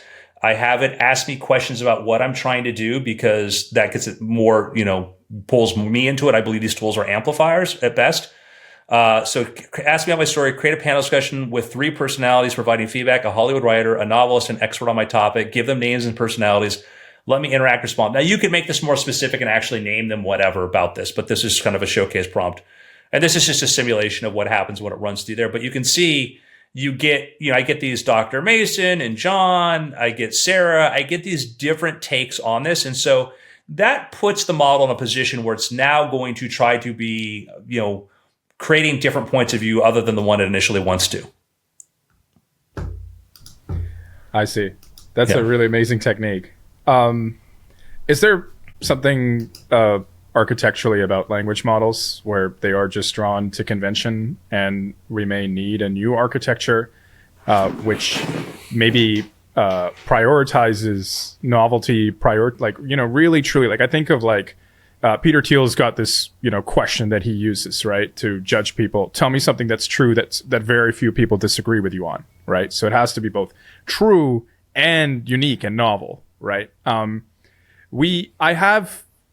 did get some interesting answers out of GPT-3. I got somewhat interesting answers out of ChatGPT. Like that kind of single shot novelty. Will we ever see that? Yeah, I think that the challenge is, like we said, RLHF is a wonderful, wonderful benefit that's helped us make these things, help these models, make it easier for users who don't want to spend a lot of time trying to prompt, get good answers out of them, help with 95% of what they're trying to do. For the edge cases, and the reason a lot of people like the OG models, and my old OG prompt buddies are along that way, the first ones to complain, we want the old models back. And it's one of the challenges because, I've said this internally, is that we got to be careful how much we index on what the average person's saying, because the people doing the really cool, interesting stuff are the ones that are going to take us to really cool, interesting places. But if the models aren't useful for them, then we run the risk of losing out on that. So you have to find that balance. So as far as architecture goes, things like this, you can get a lot out of prompting. If I love to take an article, like a science article, something that just came out, post it in there and say, hey, explain this to me. I'm like, okay, tell me where they might be wrong. Tell me a counter theory to this. And you get really interesting things. And so if you give it some point of view that's new to it, it hasn't processed it before, and say, okay, give me an alternative point of view, it comes with stuff. I brainstorm with this, these systems, come up with new ideas. I think that the more you introduce new elements, like any aspect of creativity, if I sit in front of my screen too long without some new stimuli, I'm going to get repetitious. But if I have something that comes in and then randomizes it or makes me think about something else, AI models are the same way. I sometimes also think the model is a reflection of the individual. And so sometimes you can feel like you've cornered it in a new way that it's never had before. And it feels like it's taking longer to come up with the answer. It's computing longer because it's actually I don't know what to say here. So it's kind of if you are an original person, maybe you yourself will ask original things and then get back original answers. Yeah, I think it's one of the things that helped me with prompting was when I was performing. I also ran a business where, like I mentioned before, I wrote magic books and made DVDs, come up and invent magic tricks and teach them. And to teach a magic trick, I had to figure out the right level to break something down to, and my audience could be a 12-year-old, it could be a 50-year-old. I have no idea who it was. And so I got very much in the habit of step by step. So if you look at my prompts, you see the way that I wrote my magic book. Step 1, do this. Step 2, do this. Step 3, do this. And you just have to figure out, if I don't know what the mind is going to be on the other side trying to interpret this, I have to figure out the right level to break it down. So generally anybody will be able to figure this out without boring them to death with details. And prompting's like that. And getting it to do kind of cool new stuff is sometimes you have to say, if I wanted to write doing 2-sentence horror stories was always sort of my favorite example, but it was also the most dangerous one because I would do demos of that and it would sometimes say absolutely horrific stuff. But if I want to break it out of its kind of its local minima, I would go in there and say, okay, here's what I want. Here, combine element A and element B and see what new comes up. And that's what creativity is. Like, creativity is really taking two things. Like, Steve Jobs sits in on a class on calligraphy, and all of a sudden the Macintosh is the computer to use for desktop publishing because the typography is brilliant. Because this happenstance of him taking one element from somewhere else and saying, we have to put that in there. And, his life, Apple is very much an example of things you would think were completely unrelated that all of a sudden come together in some beautiful sort of way. And I think that working with AI models is like that too, is trying to show it how to take things, which is why I'm excited about GPT 4V with the vision capability, is that we've only scratched the surface of that. And when you get really multimodal and stuff, and also how much have you been interacting with the voice mode on ChatGPT? I've been using it a lot, and it's funny, I live downtown now, so I'm constantly on my feet, and it's just like the movie Her. Yep. And I'm sort of, all these things that are bubbling in my head, I now on the fly am learning, and I'm more I'm more agile. I know that sounds so corny to say. No, it's not, and it's a different kind of interaction. That's the thing to me, which was fascinating about it, is once I hear this voice to me, I'm not thinking in the term of prompts. I am one of my favorite party tricks to do with people when I have them over is I turn it on. I go, hey, ChatGPT, my name's Andrew. If I don't have my name, I'm here with my wife, Rush, my friend Jordan, my friend Meredith. We want to play a movie trivia game. Can you go around asking each one of us questions? I know enough to know I got to tell it everybody around in the room. I also know that it can't understand my voice or anybody else's voice. So I have to say each time, there's the advantage of knowing a little bit how it works, but then it's just a different interaction. I would never think about prompting that. I would never think about doing that. And then I will sit there and brainstorm and notice that it's wordier than the web version or even the text version. It's doing something different. So it's fascinating to see how that's changed us. I speak to it differently when I use that modality. Yeah. Do you think there's some prompting art to that too? I think that I set it up for success. Like I said, if I do that, I will tell it, I'm here. I'm Andrew. I'm talking to these people here, blah, blah, blah, or the situation. This is what I know so far. I do spend a lot of time because I know listening to it's one thing with text, you can just sort of ignore and look elsewhere where it's going through the boilerplate, but when you have to hear it. And so I try to, one is shorter answers. You can say, hey, just give me really short answers unless I ask you to elaborate. And there are little things you can do like that to make the experience really better. That's awesome. You mentioned we're scratching the surface of GPT-4 vision and multimodality. You're on a podcast called Multimodal. So what are people missing with GPT-4 vision? What do you think is still left to discover and explore? So I saw a research paper come out, and they were using it for doing medical diagnosis. And which, I'm exciting, terrifying, whatever. I'm a big fan of these things. I'm also accelerate, but watch out, I don't want, know what these things do. I'm very much into that. And I'm not going to name the paper because I might get the details wrong and whatever. So, but they did a thing and they thought they came up with sort of mixed results on how it was ability to diagnose, but they were impressed by the fact that it hadn't been fine tuned on trying to do any kind of particular diagnosis. I looked at their examples and I realized they were doing single shot. They were literally giving it an image of a lung or something like this or breast tissue and saying, can you tell us this? And the way I would have done it is, in the way that I've done this, I've actually talked to companies who are doing materials research, and they got electron microscopy, and they're trying to figure out how to get more precise examples of give it a 0 case and a 10 case, and then, or a scaling case, and then give it your example and say, can you rate it from there? Don't do 0 shot, do multi-shot. Give it a couple examples, particularly vision, because a vision thing can have so many different things like this. But if you give it a couple examples of something and say, tell me where this comes in there, you get amazing results, because now the model, it's like a think it step by step. It's this is an example of this. This is an example of that. And the model's smart enough for the most cases not to behave the classic or probably apocryphal story about the wolf dog model that was learning, trained to detect snow. You heard that story? For listeners, it was like researchers thought they had a model that could tell the difference between a dog and a wolf, and it turned out all of the wolf images, the wolf was against snow. I don't know if it's true or not, but point is that sometimes in image models, you're training for something else you don't realize. Like there was the story about tanks and being black and white photos.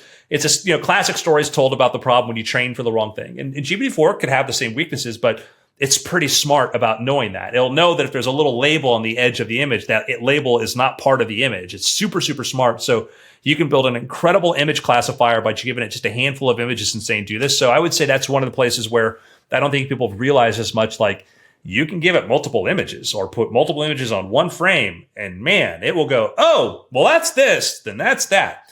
There's an example I've seen people trying to see its theory of mind. And I found the way to get it to do really good, describe a scene and what would be the consequences, I'd give it, there was a cartoonist by the name of Rube Goldberg who would make these complex cartoons. And that was the first things I was testing GPT-4V with and showing the researchers, like, look at this, it can do this.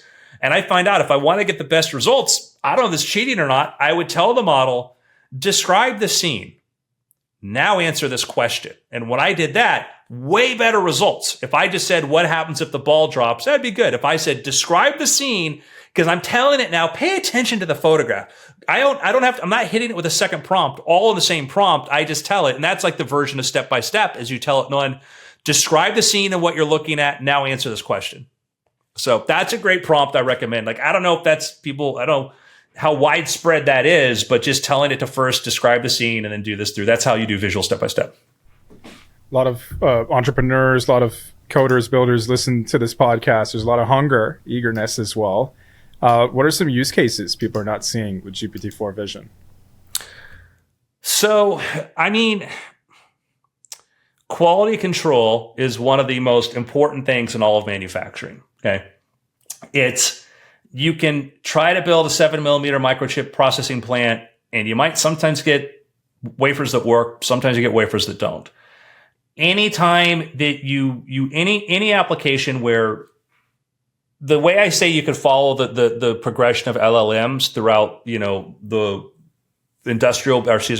business is, first place it had impact was small scale. I need to write a Google AdWord. We found out that GPT-2 could do that. GPT-3 could write really good Google AdWords, could write really good word placement. You give the text, whatever, it can give you 30 examples. You choose the one you want best.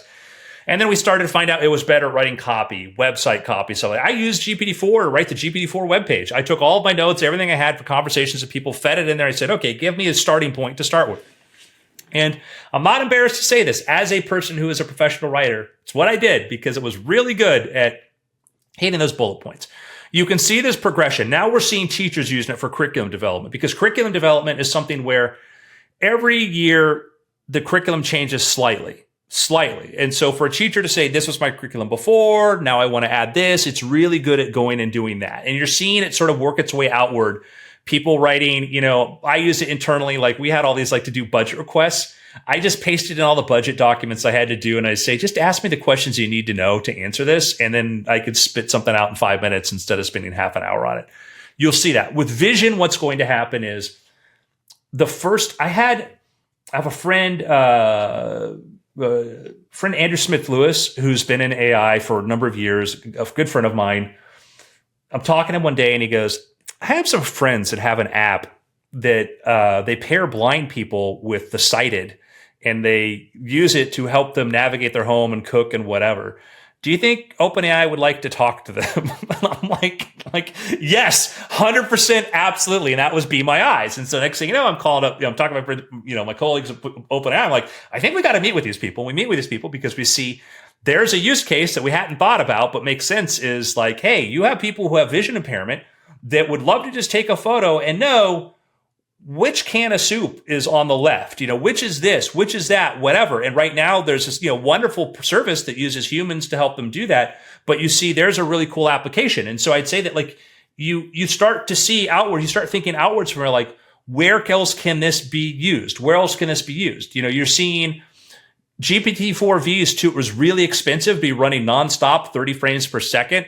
But man, if I have a security system in my house and something really weird appears, that would be great to send that photo to then have it processed or do that. If I'm looking for, it's you just have to start thinking about anything where vision is important, like looking at crops, looking at stuff like this. You could now put a webcam on top of, agricultural equipment, and you could have much better insights into the state of what's going on a farm than you could before. Like literally you could take a $30 piece of hardware now, stream it in Wi-Fi, connect a really good prompt to GPT-4V, and have incredible visual data you never have before. So like, it's just the thing that I tell everybody trying to be entrepreneurial is go, like what I've been doing is like, I've been going meeting with businesses, narrowing down sectors and finding out what are biggest problem cases, what are the biggest problems they're trying to deal with, and try to figure out how do you solve for it. So my advice to entrepreneurs is just pick a field, narrow it down. Then all of a sudden, you might find out that, you take there's services where you hire handy persons, handy people to help you like build things or whatever, fix things, right?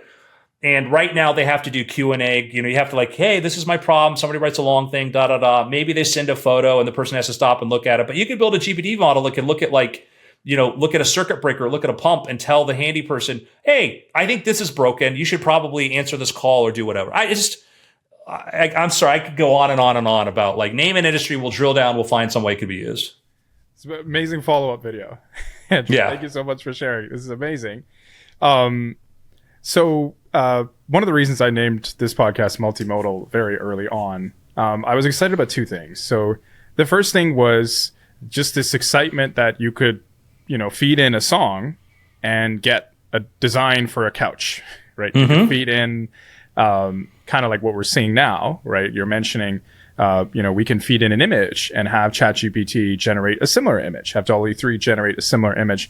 I was excited to go between these modalities, right? Like what would a building look like if it was inspired by the movie Jaws? So that was one reason I was excited about multimodality. Check out my series, GPTX, DALL-E, and Our Multimodal Future. It details a lot of this stuff. But the second reason was I felt that language would be enhanced. The model of the world would be enhanced by these other modalities, right? Maybe watching a video of somebody seeing the CN Tower, a POV video from YouTube would help the model understand the CN Tower and what walking is like. And I have a friend that jumped from the CN Tower in a straitjacket, Dean Gunnarsson. Shout out to Dean. That's amazing. Yeah. So, did you find that with, these as, are you finding that too? Like, does multimodality make the language better, or are we finding it's marginal?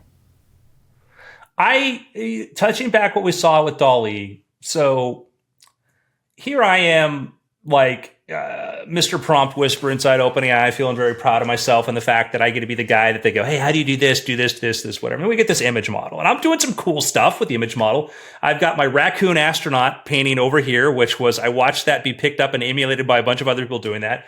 And then we put it in the hands of artists who think all day, all the time in the terms of how to break things down visually.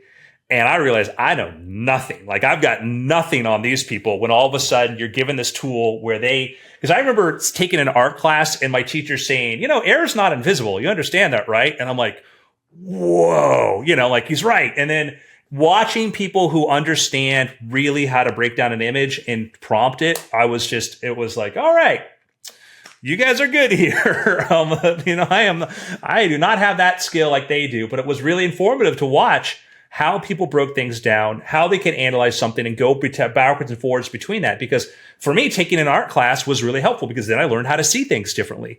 And I do think that by being multimodal, you do learn how to see things differently. When you start to break down a prompt and you're like, because I remember I used to have to Photoshop my covers and stuff. And I learned people would watch me and it was, I had a friend remark, it was kind of like watching a chimpanzee that randomly learned how to flip the knobs to get what they wanted because I was just too busy to read anything about it. And I had really good methods for shadows, things like this. I didn't know any of the terms, didn't know anything about it, but I figured it out. And you do learn if I don't have a shadow here, this doesn't feel real. I've got to have a little bit of shininess here. And then you start to learn things like specularity and these other terms and stuff. So I would say that if you pay attention, these things are great because then you do start to learn more about, one from the multimodal, you do learn more about images. You do learn more about what makes up a thing. And it's funny how fast things changes because remember, 6 months ago, we're like, oh, the eyes look dead. Now the eyes don't look dead anymore. Now you can't. We've tested. People cannot tell the difference between AI images and real images of people, and so these things move very fast. So do you think ChatGPT is better? Do you think its world model is better from being multimodal and also seeing images? Do you feel it? Like, because, to me, like, prompt design is all about intuition, like your intuition for the model and how it behaves. Do you think it's improved the behavior of the model by being multimodal and seeing these videos or images of the CN Tower? I think it's too early to tell, because I think that it's more like it has one capability that was trained with another capability, and they weren't really trained at the same time. It doesn't feel like that. Okay, so I think that over time, as these tokens are sort of interwoven, as it learns to train, I think that you might see that you really start to see. I think that you're probably going to be able to have, I think if you build a really good multimodal model, it's going to take a lot less tokens.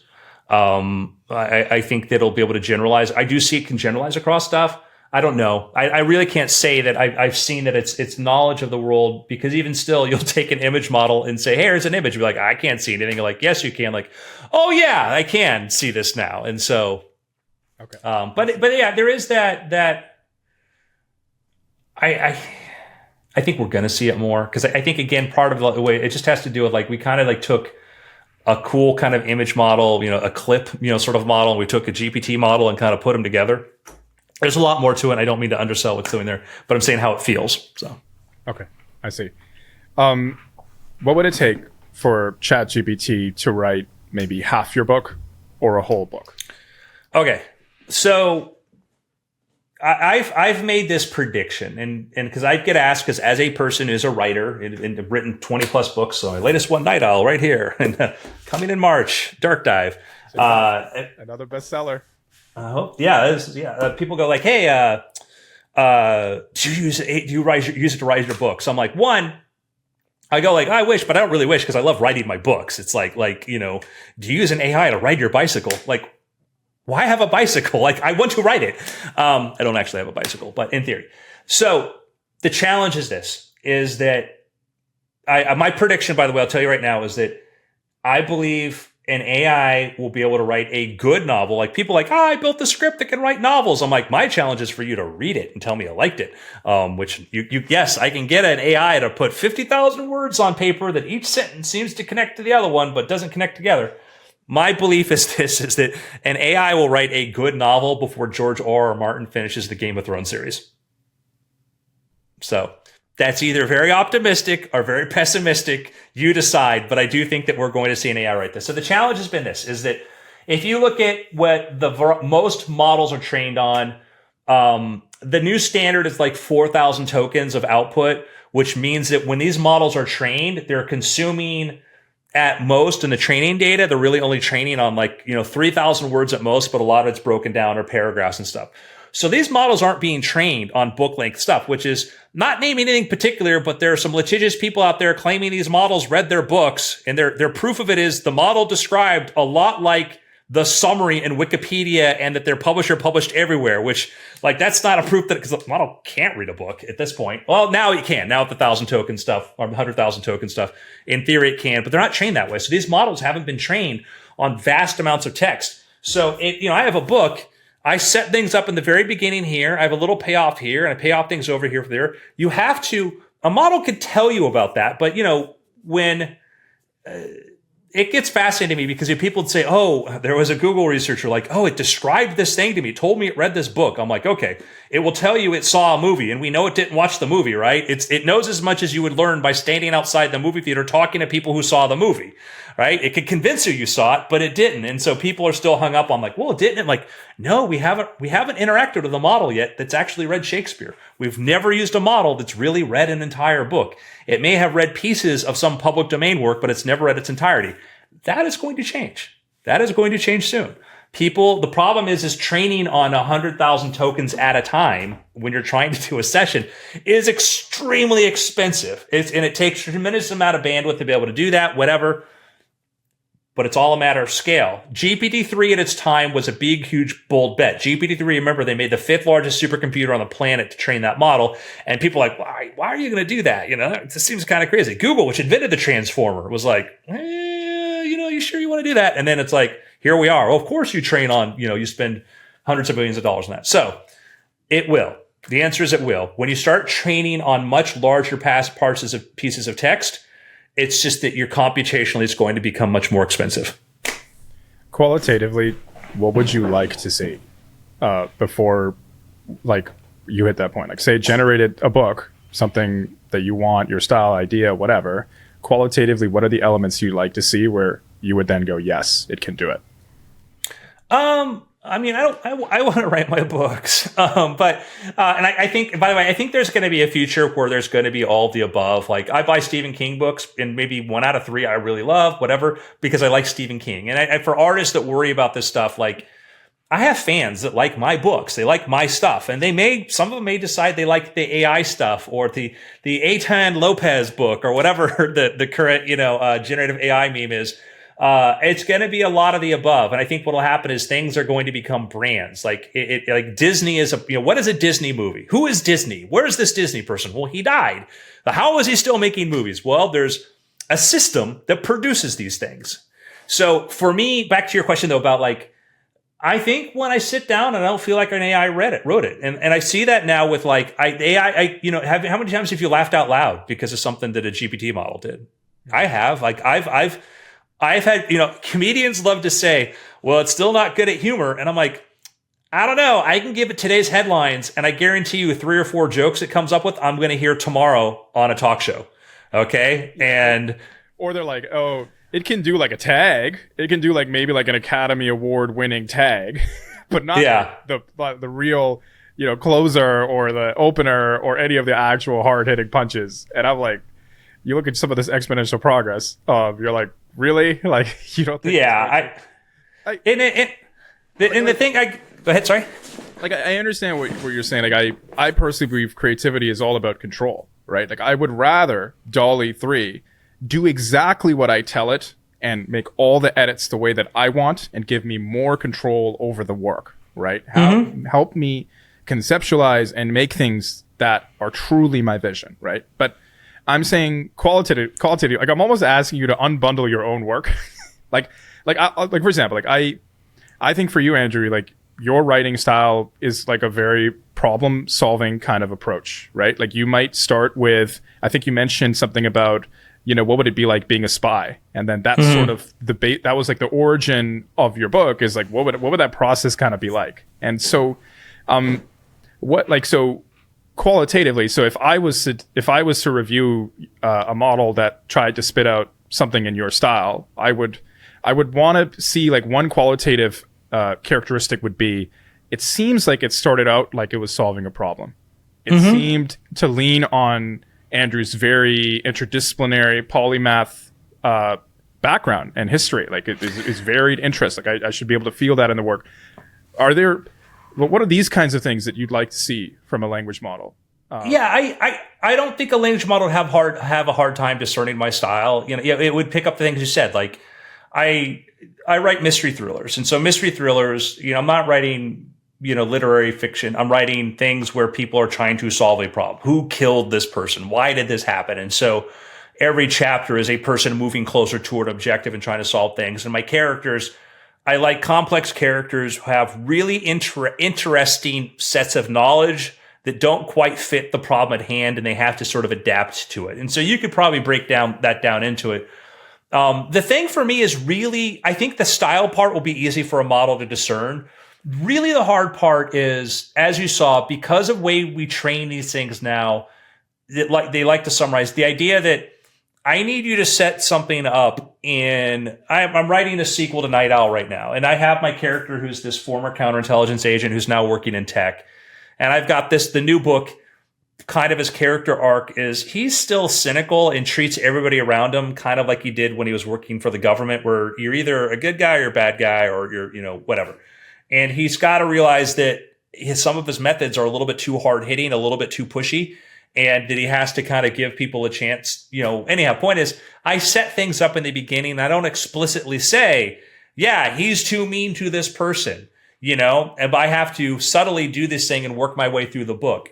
It will take a language model that can handle, that's been trained on a lot of 100,000 token sort of examples to really start to figure out how to get, I say that, I mean, there are probably ways you could stair step it, whatever, but I would say that thing for me to get to that point where I feel qualitatively will just be, do I feel like it can take a thing and develop it slowly over time? Can it incrementally adjust and develop that? I think that's going to take training on, and it doesn't have to be literary fiction, just a lot of things, conversations, things like this, but I think it's doable, So it would almost evolve the story in the style that you would do it. Yeah, exactly. Because my style isn't just what happens on this page or this page. It's why this page follows this page, while that follows there, how we got to here. That is super, super critical. And that's what makes, the difference between, my book and a James Patterson book. Was on the surface, there might be some similar styles, but to know how we got to here, you have to understand why we got to there, we went to there. I see. There might be some taste alignment kind of thing as well. Like what would Andrew consider tasteful? I think that's easy. I think that's, to me, like I think you can come up with a very simple formula for that. Like even on these little things, like even like the precision of the word itself, your choice of the character in the first place, like all these things. So that was a thing that, like, when watermarking text came up, by the way, and there are protocols that say, like, oh, we can watermark it because we're going to, we can use this word choice instead of this word choice. And I'm like, you're assuming that an author is operating from the same wide range that you are, or they're not intentionally choosing words from a certain kind of thing. And that's been my criticism of some kinds of things where people have tried to do like a perplexity. I'm like, I have a perplexity that I follow, and I can tell you, I can tell. I will get a book back from an editor, and if they'll forget to annotate something like, that's not the word I would use, and because I know I used a different word slightly up there, and I follow it through. And I think that's one of the things I think sometimes gets lost on people working on text generation is they don't understand that. How some of these patterns could be, you maybe only pick it up, 1 out of 300 words, but they are there. Okay, so something like that, and probably better emotional reaction. Maybe that's something else you'd like. Okay. Yeah, I mean, to me, I think the way that I would try to do it is if I was going to train larger models is I would just spend a lot of time annotating. Like the way I learned to write was I picked up a James Patterson book and some other books, and I put Post-it notes in there. And I just started analyzing what was going on. And that took my experience as a reader, for decades to then go in and analyze that. And I think if I want a model to do that, if I give it that, I don't think it'll be hard. Or a reward model. But you got to know what to reward for. That's what we see in the RLHF. We see in these other systems. You have to really know. There are a lot of I'll give you an example, okay? And this is where the reward thing comes into question. The Twilight novels, okay? The Twilight novels, some people would argue, are not that well written. And you try to read them, and they read very simplistic or whatever. And you might say, well, how do you, and you might, publishers, a lot of them passed on, but because of the because of the fan fiction world and what that, coming from where they did there. The thing is if you're a 15-year-old girl, it speaks to you in a way that it doesn't speak to a 40-year-old man. And it feels more relevant and real. And while I just see the errors, they see the things that appeal to them and whatever. And that's when you start thinking about how do you engineer reward models? Because sometimes the rewards are very, very differently, or things don't work the way we think they do. I see. So you mentioned jailbreaks earlier. A lot of... Stop it, guys. Stop with the jailbreaks, okay? My thing is, I think I said this very early on, I think it's very gimmicky. I understand it's a form of prompt engineering, and there's a whole subreddit where they're all trying to do it. It seems gimmicky, and also it's kind of it's not like jailbreaking, you are reverse engineering it. You went into assembly, right? This is I don't think it's that much of an achievement to fool and get ChatGPT to necessarily. It's a lot harder now, but I don't think it's that big of a thing. Yeah, it's funny. It's easy.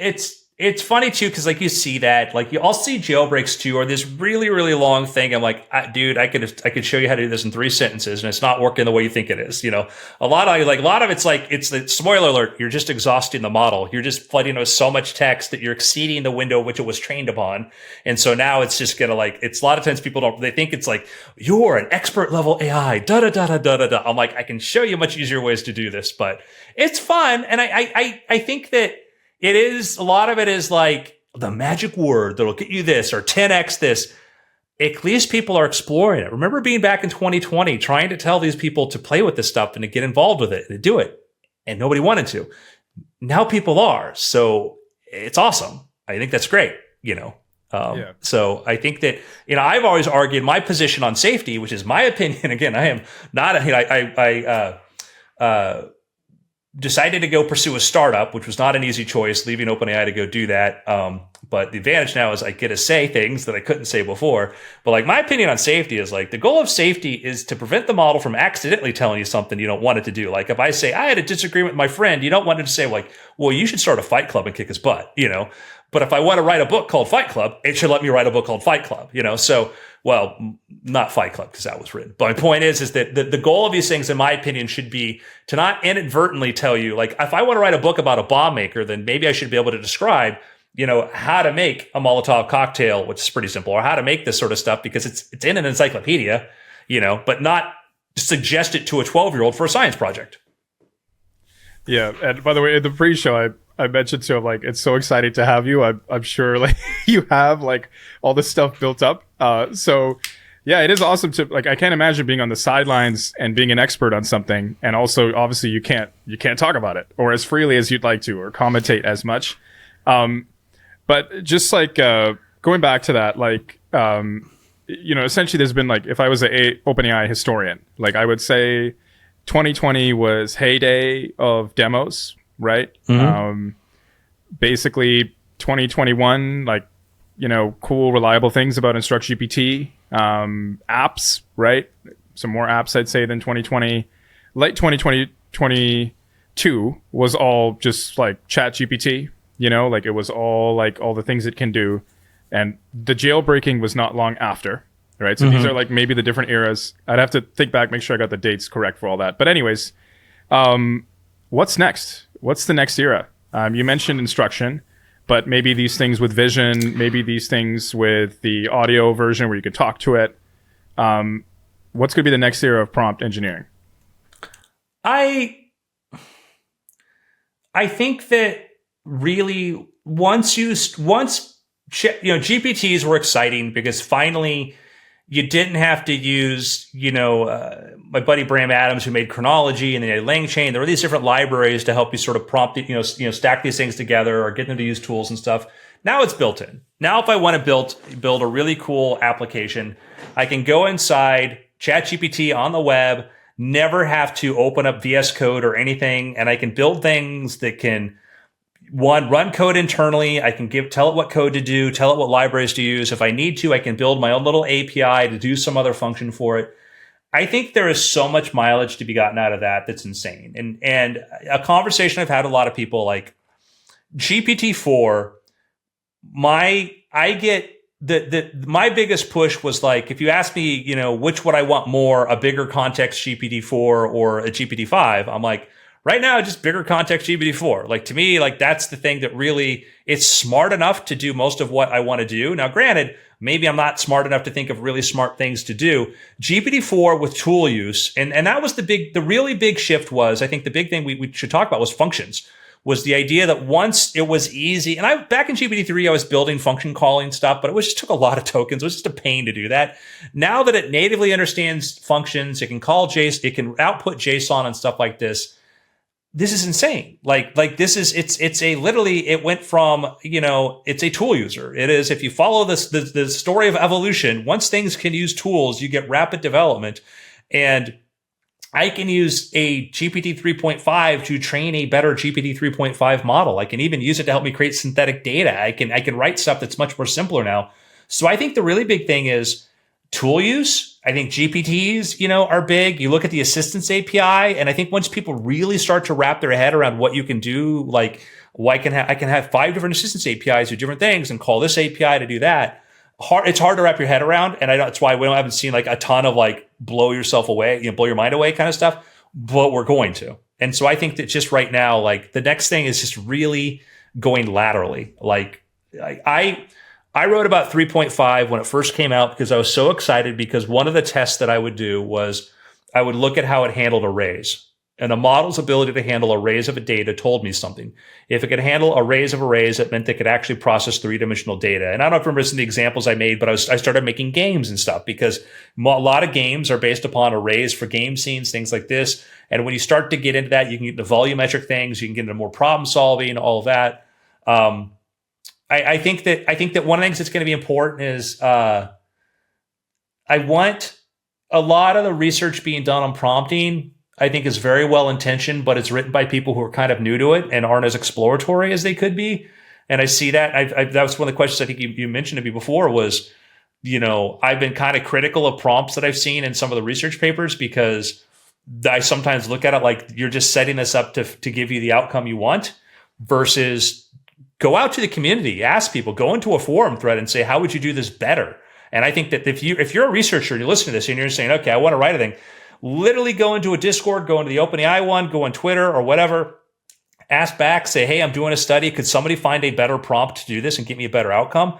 You will find it. You will. And there are limited. I could tell you the limitations of these models. I can tell you you're just going to reach a wall. But I think a lot of what I see is just somebody who's read a few papers on it and says that. And that's been the thing all the way through, is that some of the best prompters, some 19-year-old kid you've never heard of, not somebody with a PhD sitting in front of like a stack of 30 papers. And the outcomes that these individuals can produce are shocking and make such a difference to the end result. We're talking like 70, 80% improvement or beyond, right? Mm-hmm. The recent Anthropic paper showed. How have custom instructions changed the game?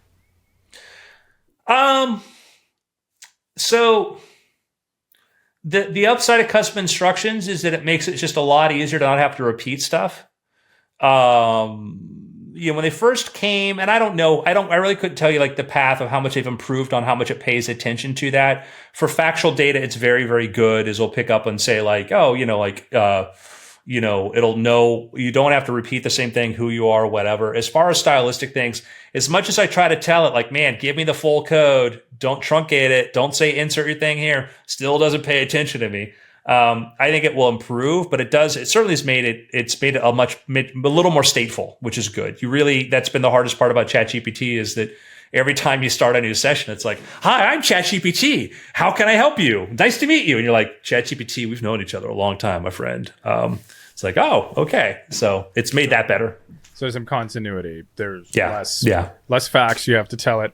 One of the ways I found custom instructions to be very handy is I think you can get it to add some undertones and sort of get it to have maybe a philosophical worldview that wasn't there. So say you want it to be like Elon Musk or something, you could put it in, answer like how Elon would answer. And essentially... Are we talking 3 a.m. Elon or 2 p.m. Elon? That's actually a good prompt tweet. Like you could say 3 a.m. or like Elon in his golden years... Elon, like talk like SpaceX Elon or something like that. But I'm saying the cool thing is you might get a little bit of an angle out of its answers where you could be asking it about the dentist or something, and it would like put advice at the end like, hurry up and get the dentist appointment done. Don't waste time. Think from first principles, right? And you might get some reinforcement as well, where you might be like, okay, I need to stay focused. I can't spend all my time at the dentist. I got to talk to the dentist. Can we wrap this up? Can we do this quicker? Or like you might be spitballing an idea with ChatGPT and it'll sort of force you to think from first principles. Like that's a classic Elon kind of philosophy. That's just a, sort of one way I'll add to how custom instructions have changed the game, at least for me. No, and I think that's a really great insight. And I'll tell you, like, I used to consult for other magicians. So was a teenager. I worked on like a David Copperfield special. I actually didn't consult for him then. I was just like running around picking up Diet Coke for people. But I worked for Penn and Teller. I worked for David Blaine.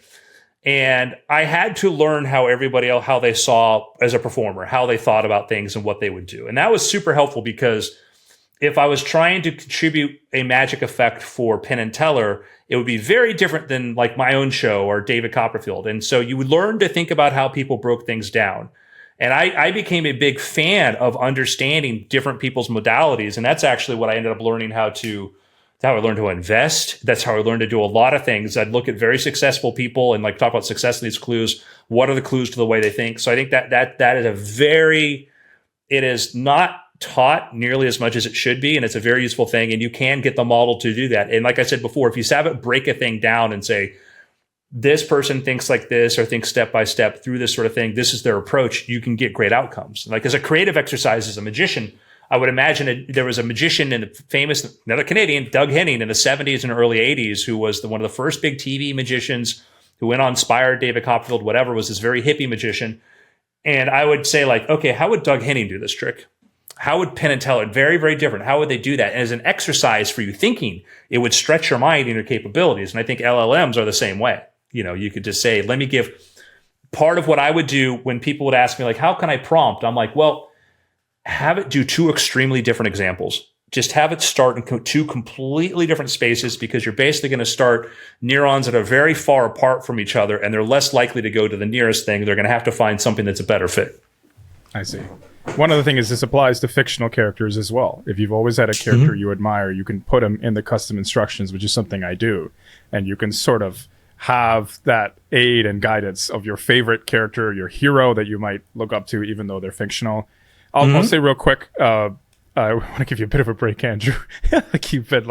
I'll say very quick that one of the downsides of custom instructions, though, is you tell it stuff about you, and it constrains its answers in like a very annoying way. Like you'll be like, you know, I'm a front end developer. I do Vue.js. I live in Toronto, and so that's all you are. Yeah, later you'll ask it like, you know, what are some startup ideas? Well, have you considered making cool applets and tools for the Vue.js community? Have you considered, you live in Toronto, like consulting? And so it's sort of like, on one hand, it knows stuff about you. On the other hand, it's almost like a cocktail party level know about you, where like, it's sort of like just heard you did Vue.js. So it's like, hey, why don't you just do Vue.js consulting, right? Like, it's not like, you're like, maybe with a longer continuity, it would not, like Vue.js does not define me, right? Like all this stuff, all these facts are not defining, although they're relevant to know.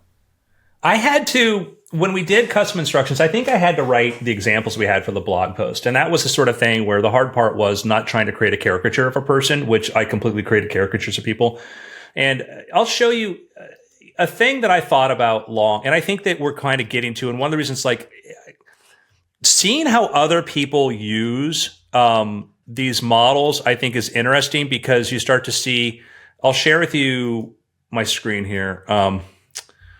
When I worked on, back in the day, back in 2020, when I worked on my AI channels app, one of the things I thought about was I really wanted to use, I had this thing where you could create your individual little bots that any of the ideas, anybody could make one, whatever, add a channels directory, et cetera. Because my thinking was much like I have the friend that I call up that I want to talk about startup ideas with. I have the friend I want to call up and I want to talk about movies with. And they know the same base things about me, but I'm going to have different conversations with different people. And I think the thing that's going to be neat about ChatGPT is really getting it to the point where you switch. You basically, you just mode switch into, hey, you're the ChatGPT that we talk about movies. You're the one that I talk about Vue.js. Maybe sometimes we're all together, but a lot of times, and sometimes it might be fun. And I think that we'll get to there, and GPTs might be a way to do that. We'll see. But that's the thing I've really believed, is that like, I am many people. You have many interests, many things like this. And if I try to drill it down to a few different labels, then it's not going to be as interesting as if I can jump into different conversations and whatnot. I see. And everybody also wants to be understood. I think not at the surface level, like deeply. I wish, in the same way ChatGPT picks up all these intrinsic things from its training data, I wish it would leverage the intrinsic things that it can pick up about me and know about me, and sort of add more value in that way. If it only realized how much intrinsically it has knowledge about me already. I think that we're going to get there. I think that ChatGPT is here to stay. And when you talk to when I talked, like, would have conversations with Nick Turley, who's the one who's, running ChatGPT, and, about the idea of where it can go and what it can do, you realize everybody working on it has this vision of where they want to be. And that vision's not right now. Where we are now is where we want to get to. And I think we want to get to an extremely personalized version of a thing that understands you, that your ChatGPT is going to be very different than my own. And you have to sort of take steps to get to that space. And so I would say we're moving there pretty quickly. You look at the capabilities in it now, but the problem is once you see a bit of the future, you just want more of it. And but I do think that, I think the problem is we have an idea of what the future should look like. Then we try it and we realize, it's not quite what we thought. Yeah, and custom instructions are still a great first step. I definitely. Yeah, I have I'll throw out another one. My buddy Brian Brushwood, who I do the Weird Things podcast with, he has it give him like a score of like 1 to 10 on how he's worried about hallucination. Like, tell me how accurate that you think this thing is, and I'm like, well, it might be hallucinating that, but it's a neat sort of approach where he could do that. I'm just like, dude, just use the web search model and tell it to have citations and be there. But it's neat to see how people personalize it to their own taste. Yep. How far do you think we are from single shot asking a model how you could make $10 million and getting back a meaningful answer? So in 1949, a guy wrote a book about investing, and a 20-year-old man read it. This 20-year-old took it to heart, started his own investment firm, and his name's Warren Buffett. That book was The Intelligent Investor by Benjamin Graham, published in 1949, based upon his, what he'd been teaching since the 1920s, so basically 100-year-old knowledge. And it was very fundamental stuff. And he used a great example he called Mr. Market, which was the idea of you base your decisions on the performance of the company. Mr. Market may come to you today with a price. Tomorrow he'll have a different price. And you make your decision based upon what you think the performance of the company will be, not based on basically what you think the market will do. And value investing was considered kind of a crazy idea. Warren Buffett liked it, built upon it, became one of the richest people in the world. And Charlie Munger, his partner, just passed away yesterday, 99 years old. So there's something for that, who kind of broadened his scope on that. And I would say the answer is that it could probably give you a good answer now. It's the follow through. People wanted a better answer. It's I read that book in the 90s, and then I was following Apple, and I bought Apple stock in the early 2000s because I'm like, this really hits all of the points there of what I think is a value company. And I started looking at that, and that's how I've supported myself most of my life, is through investing. And I would say that their answers are often there. It's just that we don't see them. And so to say a model, how do I do this? One, you're going to be in an environment where everybody else is going to be doing this. So if you say, I'm going to plug in the stock, there's a lot of people trying to use this stuff to do stock market analytics. And I think we've seen data to show that GPT-4 is better at picking stocks than your average fund manager. But the average fund manager is no better than a chimpanzee. Chimpanzees darts pick better stocks than most fund managers. That's a fact. So I do think these models are going to be better at doing this stuff and looking at quarterly earnings and things like this and be able to do this. I do think that you'll be able to build models that could be able to do this. Everybody else will be doing it at the same time, though. So the kind of opportunities or arbitrage there are going to be more complicated. But I would say that there are really, really good ideas out there that people just don't want to believe. I believe free markets are a great idea. I think the market system has been as well tested as you possibly can imagine, comparing different economies at the same time who've employed them and seeing the performance of them. I think they're well proven, but there are people who are still I think I ought to put a couple smart people in the room and they're going to figure this stuff out. That keeps coming up. So my answer is I think you could do it now. Are you saying to make 10 million in the next 24 hours or 48 hours? Might be harder because but I think it's capable of offering really good advice now and helping you build something. And I think that I would say that I was always a blockchain idealist in that when you read, and I'll connect this to here, I liked the idea of what the blockchain and what crypto is supposed to be doing to make money more liquid and stuff like this. But it's here we are, it's 2023 and there's still no practical way to do microtransactions. That tells you the complete failure of what the system could have been doing, what people were focused on. But imagine a future when we have the blockchain idea, smart contracts and AI systems, and you say, let's create a company, and an AI can run a company, can operate it, go to you for certain decisions and stuff, that'll be a thing. Like, you'll create systems that will become these things eventually. Yeah. So right now, like, and of course, we're not giving financial advice, full disclaimer. We're just having an educational discussion. I am. Invest wisely, everybody. There you go. Yeah. But it's like, maybe take a look at some of its suggestions, make your own judgment. Like, it's more like that. Or you're saying the formulas have already been, you don't need a language model to tell you how to do it. Well, again, this is not investment advice. Please, I would say this is that the challenge is, like, I'm an investor, not a trader. Like, I don't trade. I invest. I look at trends. I look at where things are going. Early aughts, I looked at Apple. I looked at the adopted OS 10. I looked at the internet and said, okay, this company is undervalued because of the assets, its IP, whatever. At the point I bought it, I'm like, this is, and I made enough money and sold stock over the years to pay for myself, pay for, pursuing a life entertainment. It was an electric car company, I invested heavily in that allowed me to, go follow my things, because it seemed like, you can follow sort of trends and stuff. And I think that models could help you that. You could say, I have a theory, help me come up with a good theory, help me follow it through. The problem is people have really bad theories, or they look for sort of short-change stuff. I'd say that's the challenge, is that we overthink things. And that's the hard part, is we overfit or we overthink. We overfit, where we try to see patterns where they aren't, or we overthink and we before I worked at OpenAI, 2019, whatever, I'm looking around and I'm like, what's the next trend? What do I invest in right now? And I thought, like, as I watched the acceleration of AI, I'm like, well, these things run on GPUs. Seems to me like there's going to be a lot of demand for GPUs. And people are like, well, they're seeing this run up because of Bitcoin and cryptocurrencies. I'm like, yeah, but like, if AI models are going to run on GPUs, and AI are designed to solve information tasks, and the number of information tasks we have to solve are going to keep increasing exponentially, it seems like we're never going to have enough GPUs to service that. And that was considered a crazy idea in 2019. And now people are like, oh yeah, that seems to be the case. I think sometimes you just have to step back and say, oh, what is a problem in front of everybody, and think through it. But again, not investment advice, but yeah, I do, like, much longer disclaimer. Yeah, we should use ChatGPT to come up with a better disclaimer. No, I don't think. Yeah, I don't think it's going to tell you anything that you can't figure out now. Yeah, it can help you analyze stuff, though. You can give it research paper, quarter reports, and say, can you tell me, did they make money this year? Did they lose money? What do I need to know?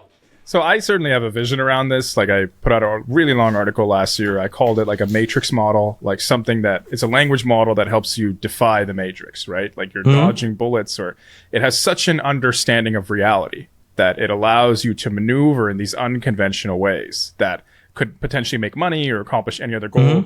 In hindsight, maybe I want to call it like an objectivist model, but like, my vision would be for something like this. So for example, there are a lot of clever people who trade discovered like this very public signal, which is not inside information, but it's like, if the CEO books a private jet the week after the earnings announcement, it's very likely the stock is going to go up, because they can go on vacation, basically, right? And so they were able to trade simply because based on the signal, right? And maybe they got better results, right? So my belief is, I would love for a language model to have such an understanding of reality that it could identify these leading signals, which are public information, and give you better odds, right? This is something that ChatGPT doesn't do today. There's been, dark pattern examples of this too. Like, some hacker group hacked into the press release companies and their databases and simply got access. And obviously we wouldn't want a language model doing that. That's one example.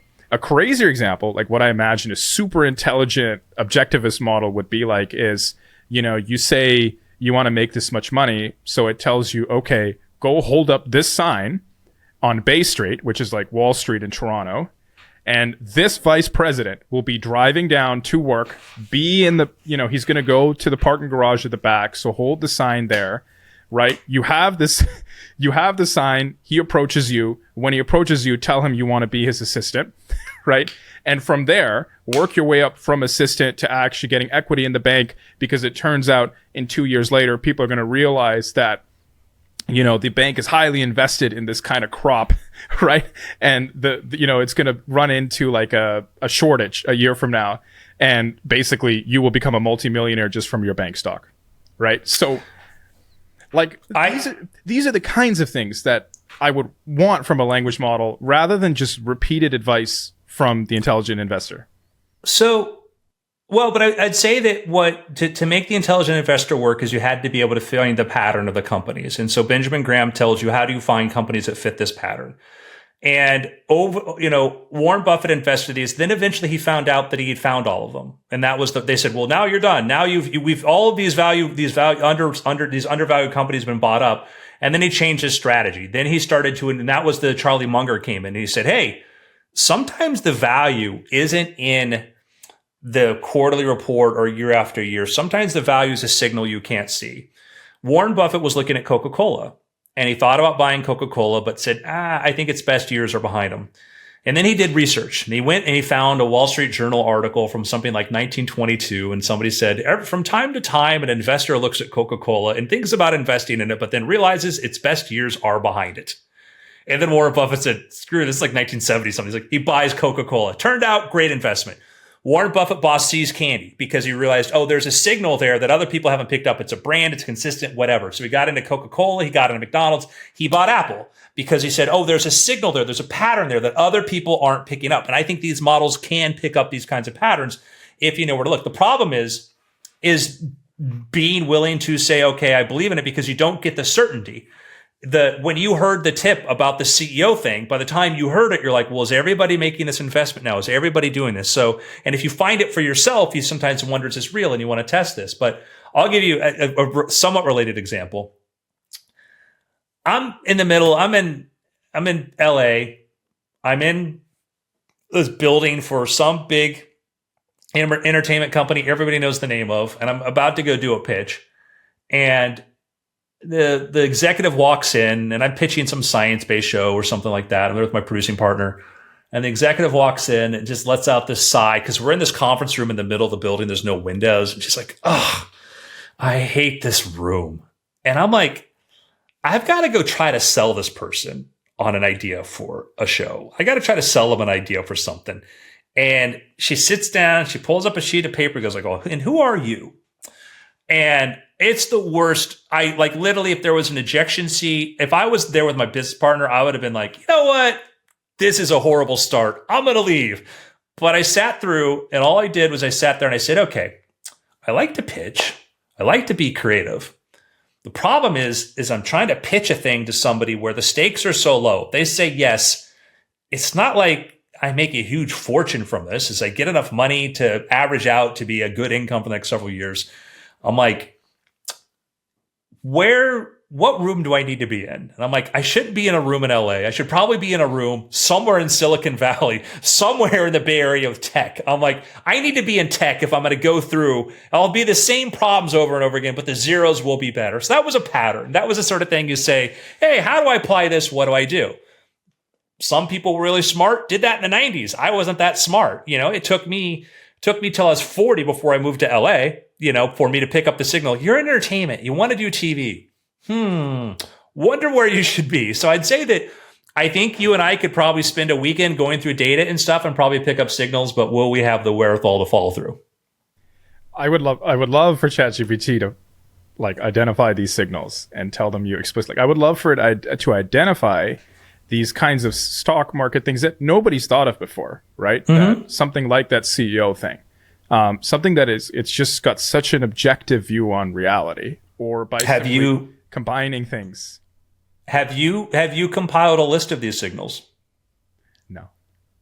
Step 1, compile a list of signals. Let's train a model. Let's train a model and see what it says. Because I think it will be good at I think it will, because I find that it's very good at finding things that are, what's it similar to? And I'll give you an example. Listen to you talk about the CEO thing. What I'm going to do is I'm going to look at a tech company and I'm going to call around a hypothetical tech company that maybe has a convention in Moscone Center, every year.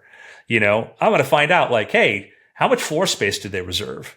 What do they do? What is knowable? Are they planning ahead? Are they looking at, do they have some internal signals? Like you could start to think of other signals. It's like at the airport, if this is true, what else is true? It's a great thing to think through. Like if it's true that CEOs renting jets after the quarterly announcement, what else is true? And you start, that's a thing that you can start to think like, oh, did they get invited to Aspen? Do their peers consider them relevant? Are more of their you could use a model to help you just start extrapolating on that.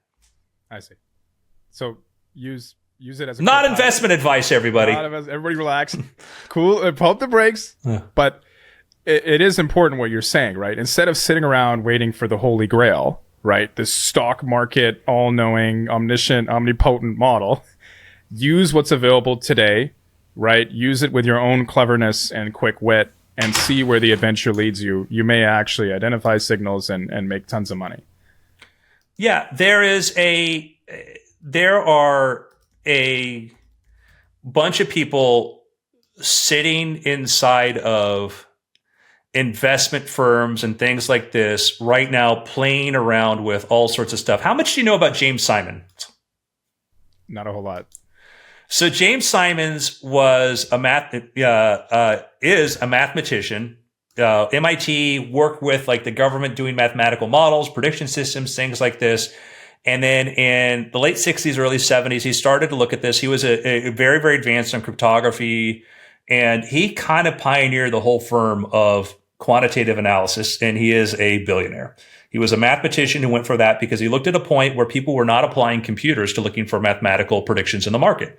And he realized, oh, shoot, nobody's doing this right now. And so he created one of probably the first like black box fund that started to do mathematical models. And he was a scientist, and he certainly saw a signal. And other people at the time would have said, no, the market's rational, whatever. But going back to Benjamin Graham, he says like the market each day comes up to its own sort of decision. And maybe in the moment, that's what the price is, but the price doesn't mean the value of the company 10 years from now. It means the moment now. So anyway, like James Simons is an interesting guy to study because like he's literally the go-to guy for somebody who understands how more complex systems works and applied it to the market and then still continues to do that.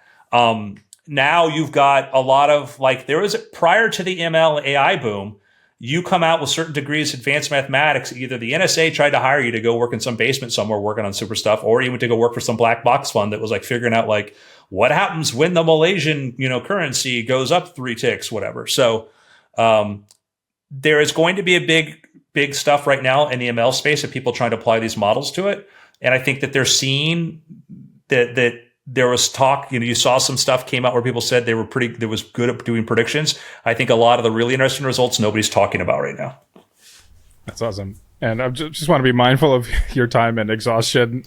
Give me some sense, but I'm good to go. Man, this is my favorite topic, man. Okay. So I will, you're going to call it before I will. For people listening, like I've been on the receiving end as well. Like he is like, this is like crazy levels of performance, like answering these questions, going in detail. Really appreciate it. But I think the next two, like you could do a little bit more rapid fire.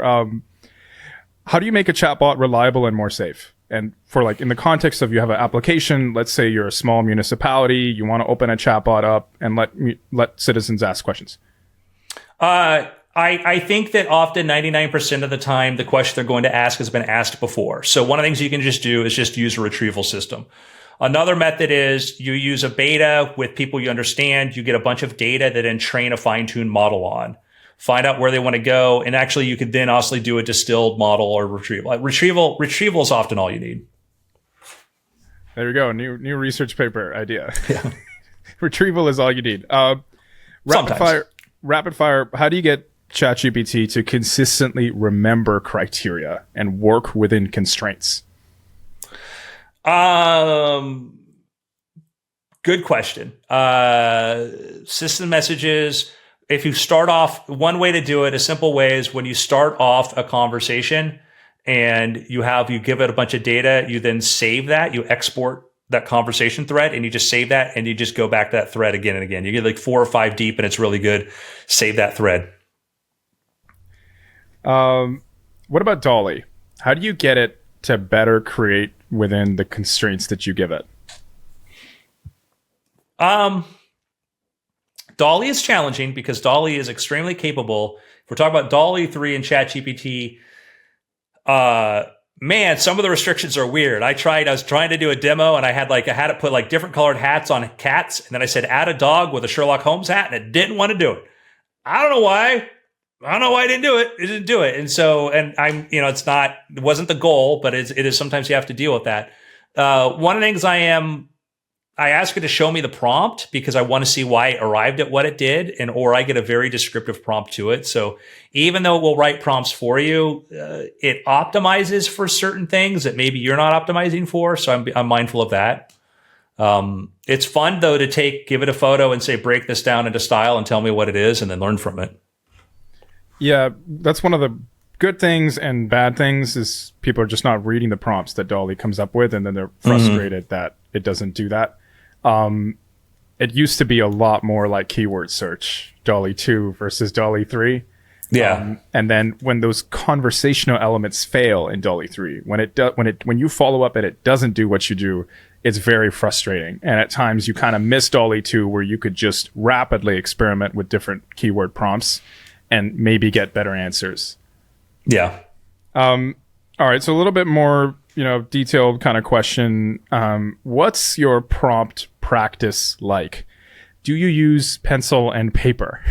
Do you have a library of curated prompts? Don't use pencil and paper. I use Apple Notes a lot, which is frustrating because it's not really a good TXT thing, but it's just convenient. Most of my interesting prompts start in a notepad. They start in a notepad because I think it through and so I use text files. Like I have so many .txt files filled with prompts. It's insane. But I also use a lot of just Apple Notes where I just start to write a prompt because when I'm sitting there conceptualizing what I need to tell the model, I start from there, particularly if I'm going to write code, because if I'm going to build an application, I have to think about all the steps that I want to go through. So I do a lot of writing stuff in Notepad. Do you intentionally sit down and spend 10 hours a week writing prompts as a part of your prompt practice? I would say I'm always trying to improve stuff or find better ways to do things. So I don't sit down and say now is prompt practice, but I'm going to click here and see how many I have. 1, 2, 3, 4, 5, 6, 7, 8, 9, 10, 11, 12, 13, 14, 15, 16 different sessions in Chrome alone right now. And I also have Safari. So I have 16 different ChatGPT sessions alone. They did an internal metric, and I was like one of the highest users of ChatGPT at that time. And I think I was beat out by a researcher who had to use it all the time to test things. So I obviously love to use it. So I'm doing things that just all the time, experimenting with stuff. And it might be story writing or novel idea, or like, how do I get it to do better? How can I use Cloudflare a lot for writing like micro app, like you could do a whole nother session where I could tell you where I think the future is going to be with like microservices and these models and stuff. But I spend a lot of time just playing it and iterating. Using the thing, and now with ChatGPT, using it on the go. Yeah. I'd say a lot of prompt design, prompt engineering is about building an intuition for the model itself and how it behaves on the margins, what it can, what it can't do. How do you hone your intuition around the model? It's a great question. So the thing that I told people early on, and the thing that really helped me kind of earn some credibility for being a prompt engineer or whisperer, was I paid a lot of attention to when it failed. And with GPT-3, when what got a thing wrong, and some of my prompts were looking at what did it try to do? And that would tell me what it knew, or tell me if it kept going in one direction, I would understand like my instructions are clearly not given the right way. And I'll give you an example. I was once asked to help out because somebody wanted to look at contracts. They had a contract and they wanted GPT-3 to be able to take apart a contract and explain different clauses. And it was given 70% or 60% accurate. It was like 60% accurate, 40% inaccurate. And when I hear that, like a little alarm bell goes off in my head that goes, oh, it understands the problem. There's something else going on here. And I need to figure out what it was. And I kept getting this sort of thing. I tried my wording and stuff. Then I looked at the contract sample they were giving me to look at, and there was a comma missing in the clause. And this meant you could interpret it two different ways. Entire court decisions have been decided based upon the placement of a comma. So GPT-3 was doing its best to answer the question, but the fact that it came up with the answer 60% and not 99% or 100 was actually a very accurate representation of what would happen to the real world, because 6 out of 10 courts would have said one way, 4 would have said the other. And once I pointed that out, we realized, okay, first step is we need to build a thing. We need to go have it check, ask it first, hey, is there missing commas? Is there something here that's not there? And it was an example of just that, like, what we thought was a model, it could be arguably a model error, but we thought was a model error was actually a human error. We were frustrated because it couldn't answer a question that actually wasn't answerable. I see. And then likewise, when it does really well, you just develop this better intuition on its strengths. Well, yeah, you start to say, but like an example would be trying to build, like, if you go look at all the little prompt examples for GPT-3, a lot of those are things I just wrote in the middle of the night, just trying to come up with stuff. And somebody'd say, like, hey, we're having a trouble because we're trying to build a thing to, like, categorize companies. And we keep trying to have it won't put the companies in the right category. So then what I would do is I said, okay, it's probably a word problem. And so I would ask it, like, write up descriptions of the following companies, Google, Apple, whatever, generics, like, and it would say, like, oh, Google, sector, technology. And I go, oh, sector. Instead of saying category, I'd ask the model, tell me what sector these companies in. Boom, 100%. And that was the model telling me, that was how you had to ask the model, in your own words, tell me what you mean. And then you see its words, and then you go, you choose those words. GPT-4 is much better at that. Same GPT-2.5, but a lot of it was just reversing the thing, like having it create, instead of trying to get the output, start with the input, have it create the input, then look at it. I see. How do you like to iterate on prompts? Do you have a process?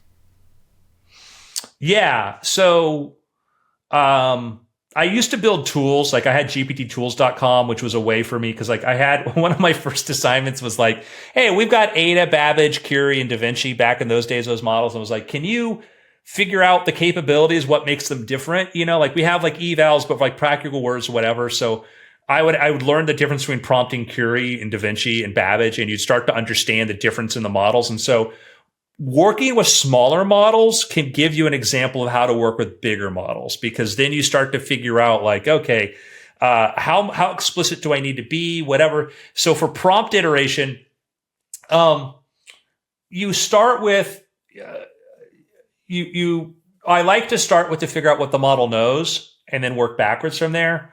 So like one of my first things I did in GPT-4 is memory palaces. Like I love to have it create a memory palace to say, like, help me memorize the Roman Empire by using the McDonald's as an example. And it would do like, oh, imagine Romulus and Remus or the Golden Arches. The first thing you see as you enter McDonald's, and they were the founders of Rome. And I'd say, okay, how do I get to the best prompt to be able to do that? And I would basically work my way from a very descriptive, I'd work from a multi-shot to a single shot, then to zero shot. I'd say, like, if I give it one example, is that enough? If I give it no examples and I just describe it, can I get it to do it? So sometimes it was like the old way was just go from multi to single to zero. I love to try to zero shot everything. That was like Andrew Zero Shot. That was my name. That's amazing. That I gave myself that nobody else used. Quick fire. It's like the Wild West. Yeah. How do you even know, like, if it's like, if you can even get, how do you know when you've hit the ceiling with a prompt? So you think about like, I used to think about like, what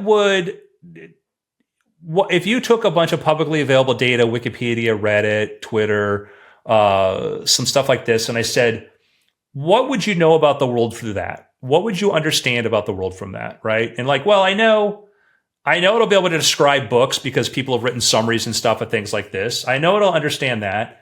I know it'll be able to write short form fiction because it's probably read public forums of short form fiction and stuff. I know it'll understand newspaper articles. I know it'll really understand Wikipedia stuff. I know it'll know these things. If I ask it, what's the inner monologue of Stephen King? Well, it's not going to know that unless he described it somewhere. So it's going to have to sort of hallucinate or imagine. Sometimes hallucination is a very funny word because, like, I'm like, everything is a hallucination for a model. Like, literally, it's trying to build a predictive model about our world based upon its internal state. But anyhow, I start with what I think what's that? That's a hot take. Yeah. I mean, well, it's like I joke. It's like the Walking Dead, where the guy whispers, we're all infected. I'm like it's all like it's literally, if early GPT-3, one of my tests would be like, hey, who's Harry Potter's wife? And it'd go like, oh, Hermione. Why? Because it never read Harry Potter, but it probably read a lot of fan fiction. And a lot of fan fiction, Hermione and Harry ended up. And so like, it's a hallucination. Well, according to the world of text that it consumed, that's actually accurate. The caveat is, who's his wife? Also, by the way, he's imaginary. So what a fan says, whatever. But that was an example you could sort of say. You have to understand, why does it say a thing? It wasn't this clear line of falsehood and truthhood. It's like if we live in a world with screens around movies and screens around TV, and GPT-3 was in a world of like, it just got bits of text and has to figure it out. So I basically just try to understand the world of text that understands it. How would it know? If I wanted to write an article about something, I'd have to think about, how would it understand what an article means or a blog post means? How would it understand? If I want to have it have a conversation, I'd say, okay, how do I have it have a conversation between Socrates, Plato, and David Bowie? I'm like, well, it would be a forum thread. It would understand a forum. It would understand the back and forth, and I would do that. Or a script, movie script. But even like a single line prompt, right? Like Anthropic had that paper where just a single prompt improved like 79% of these crazy safety outcomes, or high percentage like that, right? How do you know this prompt is 60%, but we could actually get it to 79%? Or how do you know when it's wasted effort? One, I mean, you look for signal. Like I said, is that if I'll give you an example is, early on, I'm trying to make a prompt to help you I'll give you two examples. One, I was asked, can you make a prompt like help people make better chat service, like help customer service bots? And I'm like, okay, I'm going to use the word polite. And then there was like, oh, you shouldn't maybe use the word polite because there's some baggage with it. I'm like, I'm going to use the word polite because the model knows what that means. It's not just the dictionary definition, the model's experience of the word. It's not just that it looked up a dictionary definition of polite. Every context it's seen it in, every experience it's been in, it has a different experience of language of that. And I think that sometimes people get very hung up on the dictionary definition of a word and not what it really means in sort of embedding space. And so if I use the word polite, it performed very well. If I use the word helpful, which you think should be the same, it's like, nope, helpful would sometimes not be safe because it would go in directions you didn't want it to. And it was not obvious to people why, but if you started to think about the context of that. One night I wrote a prompt because I wanted to show how you could make things that were humorous and accurate. And I created Marv the sarcastic chatbot, and I gave it just a few shot examples of, I'm going to ask a question. You're going to give me the correct answer. Then you're going to make a pithy take on it. And I gave it just like 2 or 3 examples of this, and it was really good at it. And I was trying to show like I can get humor and I can get accuracy because the model clearly picks up that pattern. I didn't know that I'd created Grok apparently, but you look at those examples of it and then you realize, oh yeah, that's what it does. So you learn to say, okay, I have to be in a very clear prompt to say an accurate answer and then this. And so you find those sort of keywords and stuff like that. So the Anthropic wasn't terribly surprising to me because I've seen one word that looks the same provide very different outcomes because you have to take that word and put it into the embedding space to understand what it really means. That's amazing. Do you think about, you mentioned you talked a lot about imagine the trading data, imagine Common Crawl, imagine all these things. Obviously, OpenAI does not disclose their training data sources, the breakdown, unlike a lot of the open source models. How do you think that's important, like to know the data, like exactly the data, or are there ways to mitigate around this, the fact that you don't actually know the training data? I think that for me to do useful work, I never dug into what the training did. I couldn't tell you what it was. Like I never asked, I never looked into it. I would just experiment with the model and I'd run into what the edges are or whatever, and I have a very good idea of what this was. And I think that the problem is if you told me like, oh, it trained on this, and I might over-index on something because the order in which something is trained can affect it. We train a base model, then we do RLHF. If we do RLHF first, well, a tiny model, then do this, maybe you have a completely different outcome. And I think that people, and this is a distinction I try to make, and I think it's really, really critical. I talk about in psychology, you're familiar with the terms crystal knowledge and fluid knowledge? Okay. And so it's a very helpful distinction. Crystalline knowledge is all the facts you know. It's the facts you know about the world. Crystalline intelligence, fluid intelligence. So crystalline is all the things you know about the world. Fluid is your problem-solving capabilities. If we took Benjamin Franklin and we brought him in today, and we brought him on this podcast right now, we decided to talk to Ben. Ben is going to be really a horrible resource if we're asking him anything about the last 200 plus years. We're going to be like, this guy's just not useful at all. Like, this guy's dumb. But if we all of a sudden give him a puzzle or a problem to solve, or we give him a newspaper to read and say, here's this information, Ben is going to be really smart all of a sudden. Well, guess what? He was smart all along. He had incredible fluid intelligence. If we had an AI come from a completely alien planet and show up on Earth that never recorded or never had an Earth broadcast, it would be dumb of us to say that this thing is dumb. Its crystalline knowledge of us isn't so good, but its fluid knowledge is extremely smart. And that's one of the things you look at these models. And that's one of the things where a lot of when we try to measure these tasks, these evals, you're really trying to test its fluid capability, not its recall. And the more you understand the difference between the two, the more you start to understand, okay, the model could solve this problem if it had that data, and if I give it enough examples in a prompt, then it can solve the problem.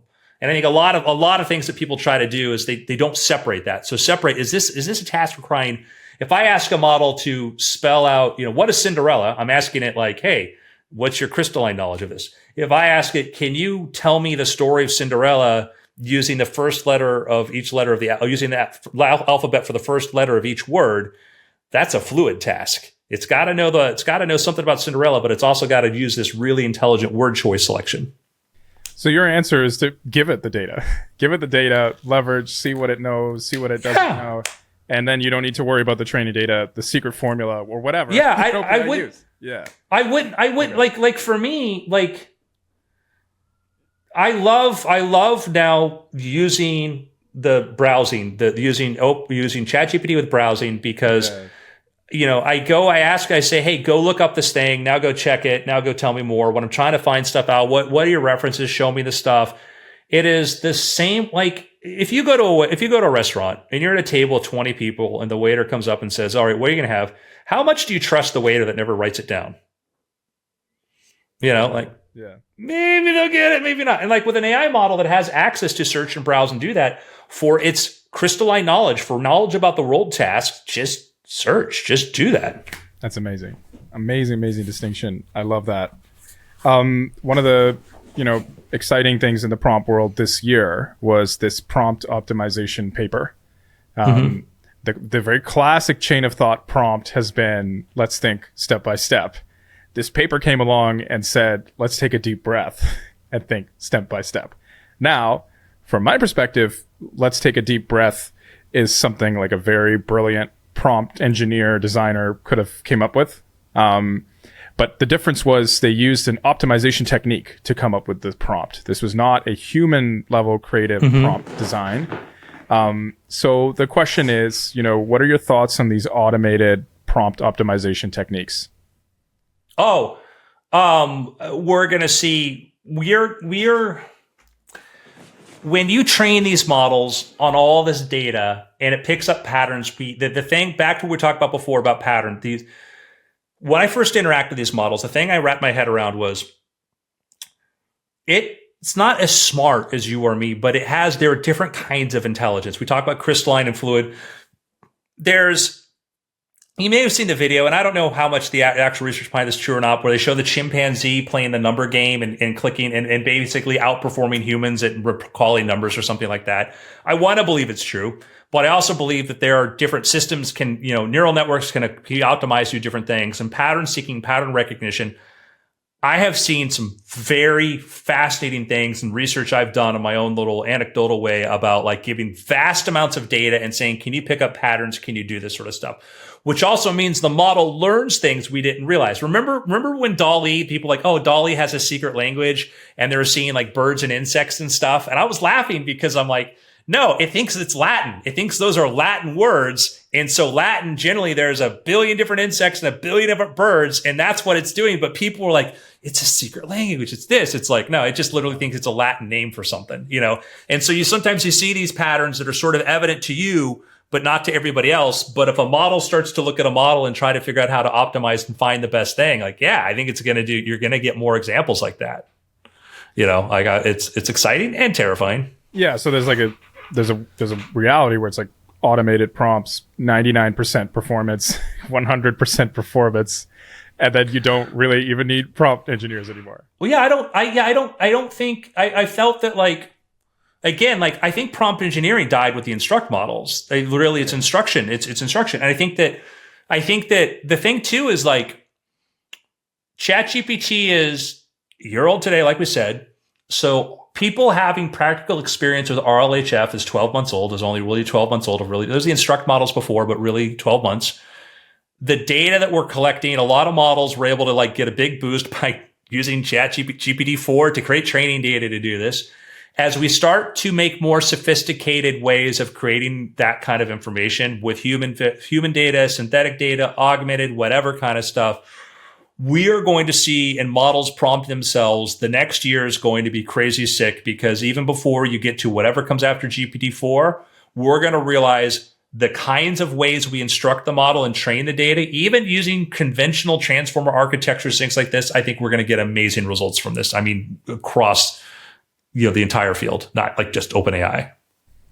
That's crazy. So, on the flip side, we're going to see this automated prompt world. Some of these salaries for prompt engineer, 200K, 300K US. How do people get jobs as prompt engineers? And what makes, a top tier prompt engineer different from your everyday user, which is like, maybe 100 million people at this point? I think that if you look at, the thing I mentioned before was, like, that internally I wasn't called a prompt engineer. The joke was the prompt whisperer, because I was the guy that would get it to do the thing. That it really was just because I just spent more time with it. I worked with the smartest people in the world. If they spent half the time I did, they would never have needed me. They could have done it themselves. But I was just obsessive and willing to spend 20 hours trying to prove, just going through that, like, insecurity. I got to show them I can do this, I'm like, oh, Andrew, how long did it take you?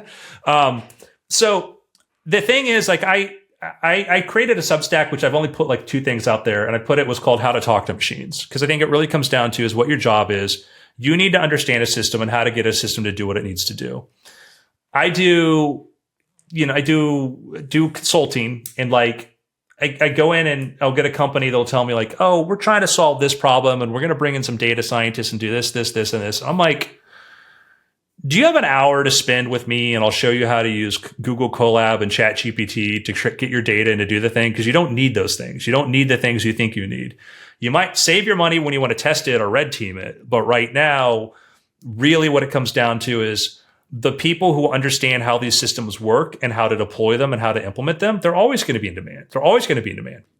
If you're selling yourself on the fact that a company doesn't know what ChatGPT is or how to use it, you don't have much of a skill to offer, other than, like, I'll talk to a company and I'll be like, hey, listen, there's a scenario where the solution you're going to need is just a 45-minute video. You may not need a full end-to-end thing. And sometimes it's very often the case. And so I have the worst consultancy business in the world, where generally I just go in and say, like, how can I make you not need a consultant? How do you make it so you don't need somebody to do this? Because, and so I think that for people who are, obviously, there's a hype. There's this thing like, oh, we need to hire somebody to be able to do this. Really, really capable people are going to be, doing different stuff. I'm in the GPT-4 paper for coming up novel model capabilities. One of many people there, but, like, well, I'm like, what's my job? Like, well, it doesn't need as much prompting, but certainly figuring out what the hell you can do with it. That's useful. Using it, use cases, bringing it to the real world, communicating. Yeah. How to deploy it, how to. I spend a lot of time, like, figuring out, like, what's the minimal way that I could, help deploy something to get 100,000 people using a thing and not spend, more than $50, Yeah. How do you think about scaling laws as a prompt engineer? Well, as a prompt engineer, I mean, I'm pretty, it's all a black box to me. If you purely from that point of view, like, I don't know, I press the button, the thing does this.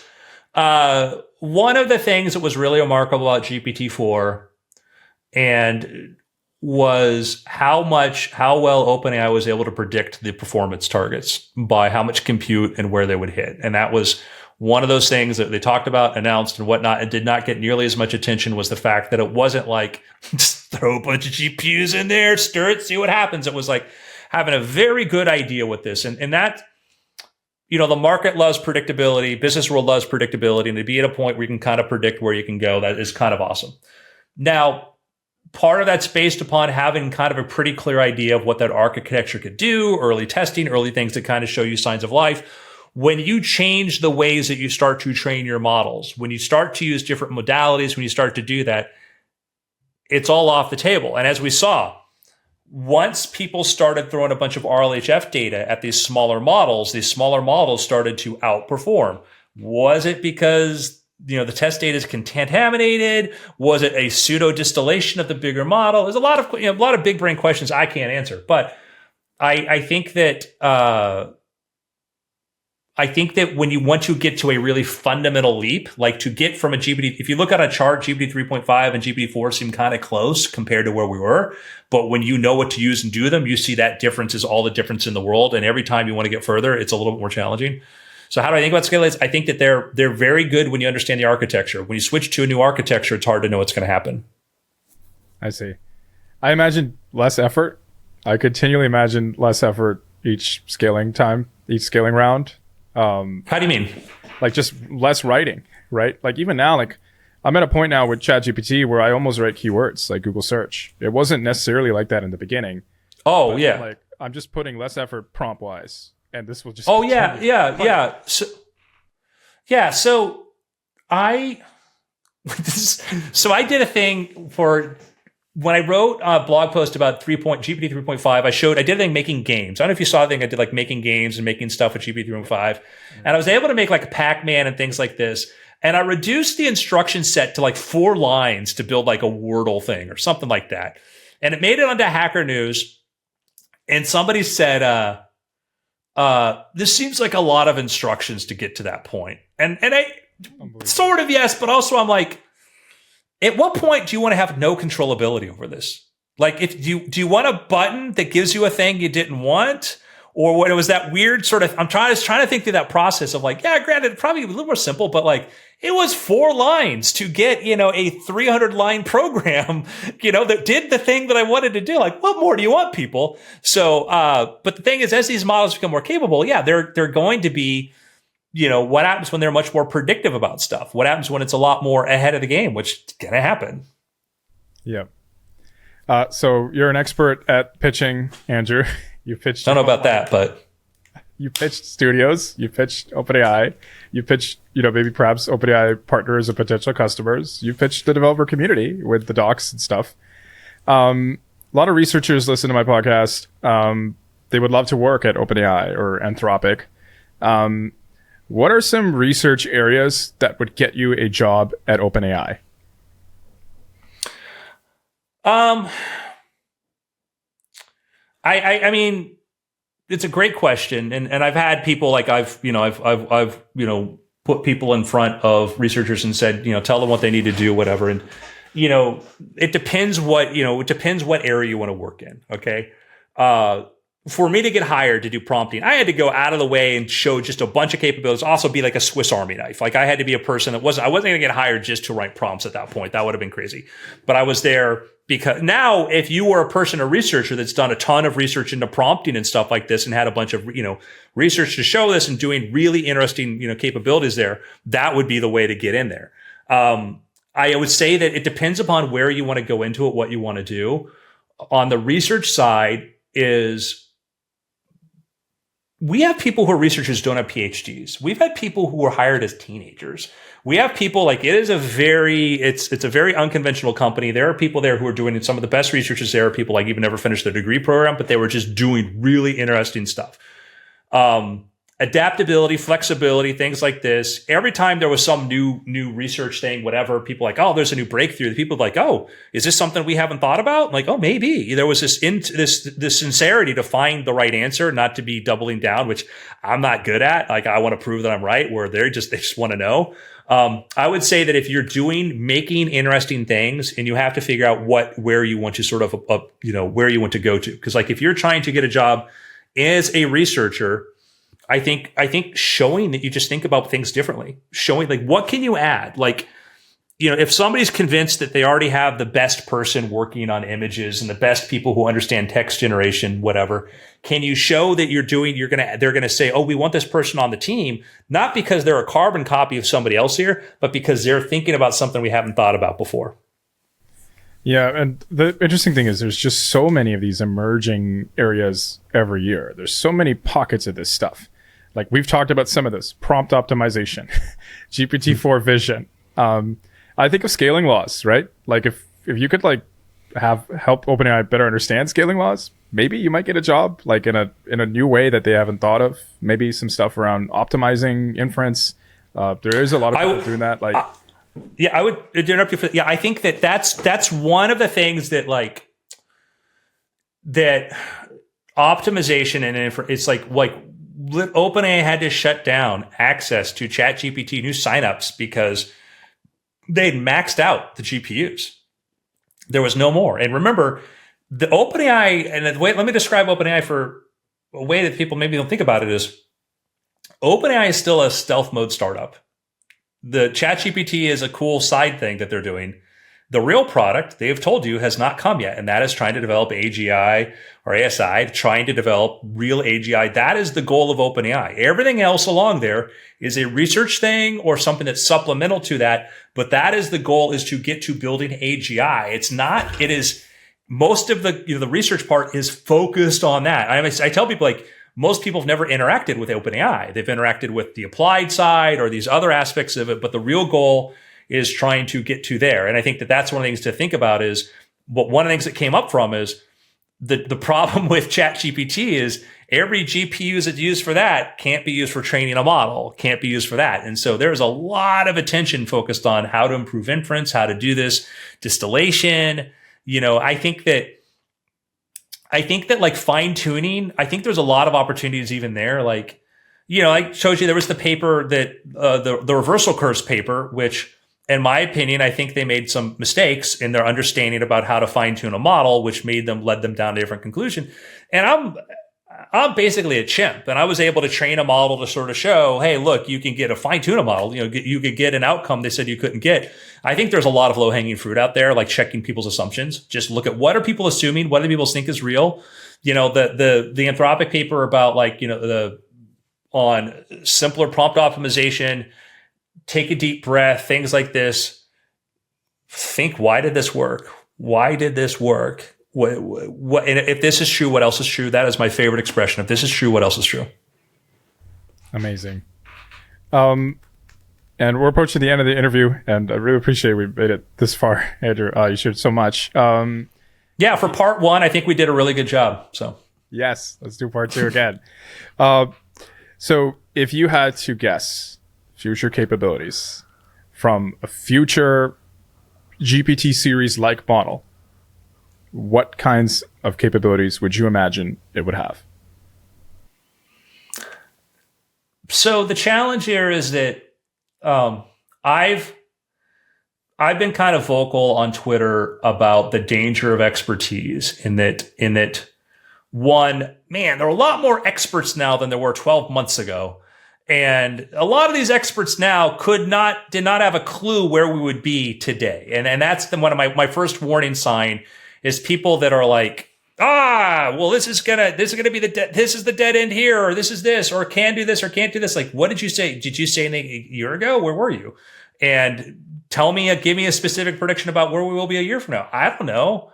And I've been in the rooms where things were planned and decided and stuff, and I don't know. Did I think that, we would get, a Llama 7B as quickly as we did? Did I think that some of these other models were going to come out? I thought we'd be there, but I think a lot of them coming out the rate they've come out has been pretty fast. I am surprised there's nothing that surpassed GPT-4 yet. That's kind of like my biggest take. If you told me that, it's going to be December, we're going to be at the end of 2023 and Gemini hasn't shown its site yet. And remember, we were told that Palm 2 was going to be equivalent. We heard, and I believe very much. I believe very much in the capabilities of Google, very much in the people there. I am a very big fan of Google. I think that the organizational structure how that's going to allow them to align and what the people are capable of doing, I don't know. But I would say the whole mode of like being able to predict like stuff, like I thought we would have been, we'd be playing the Gemini right now. I thought that would have been happening, or I thought we would have been playing with a version of Palm 2 that was as good as GPT-4 or whatever. And that hasn't happened. Then, 3 months from now, Gemini could come out and just blow everything away, and then I'll be eating my words. But I would say that I was surprised by how quickly smaller, really capable models came out with. I was surprised by the fact that beating GPT 3.5 is still the benchmark, and coming close to GPT-4 is still hard.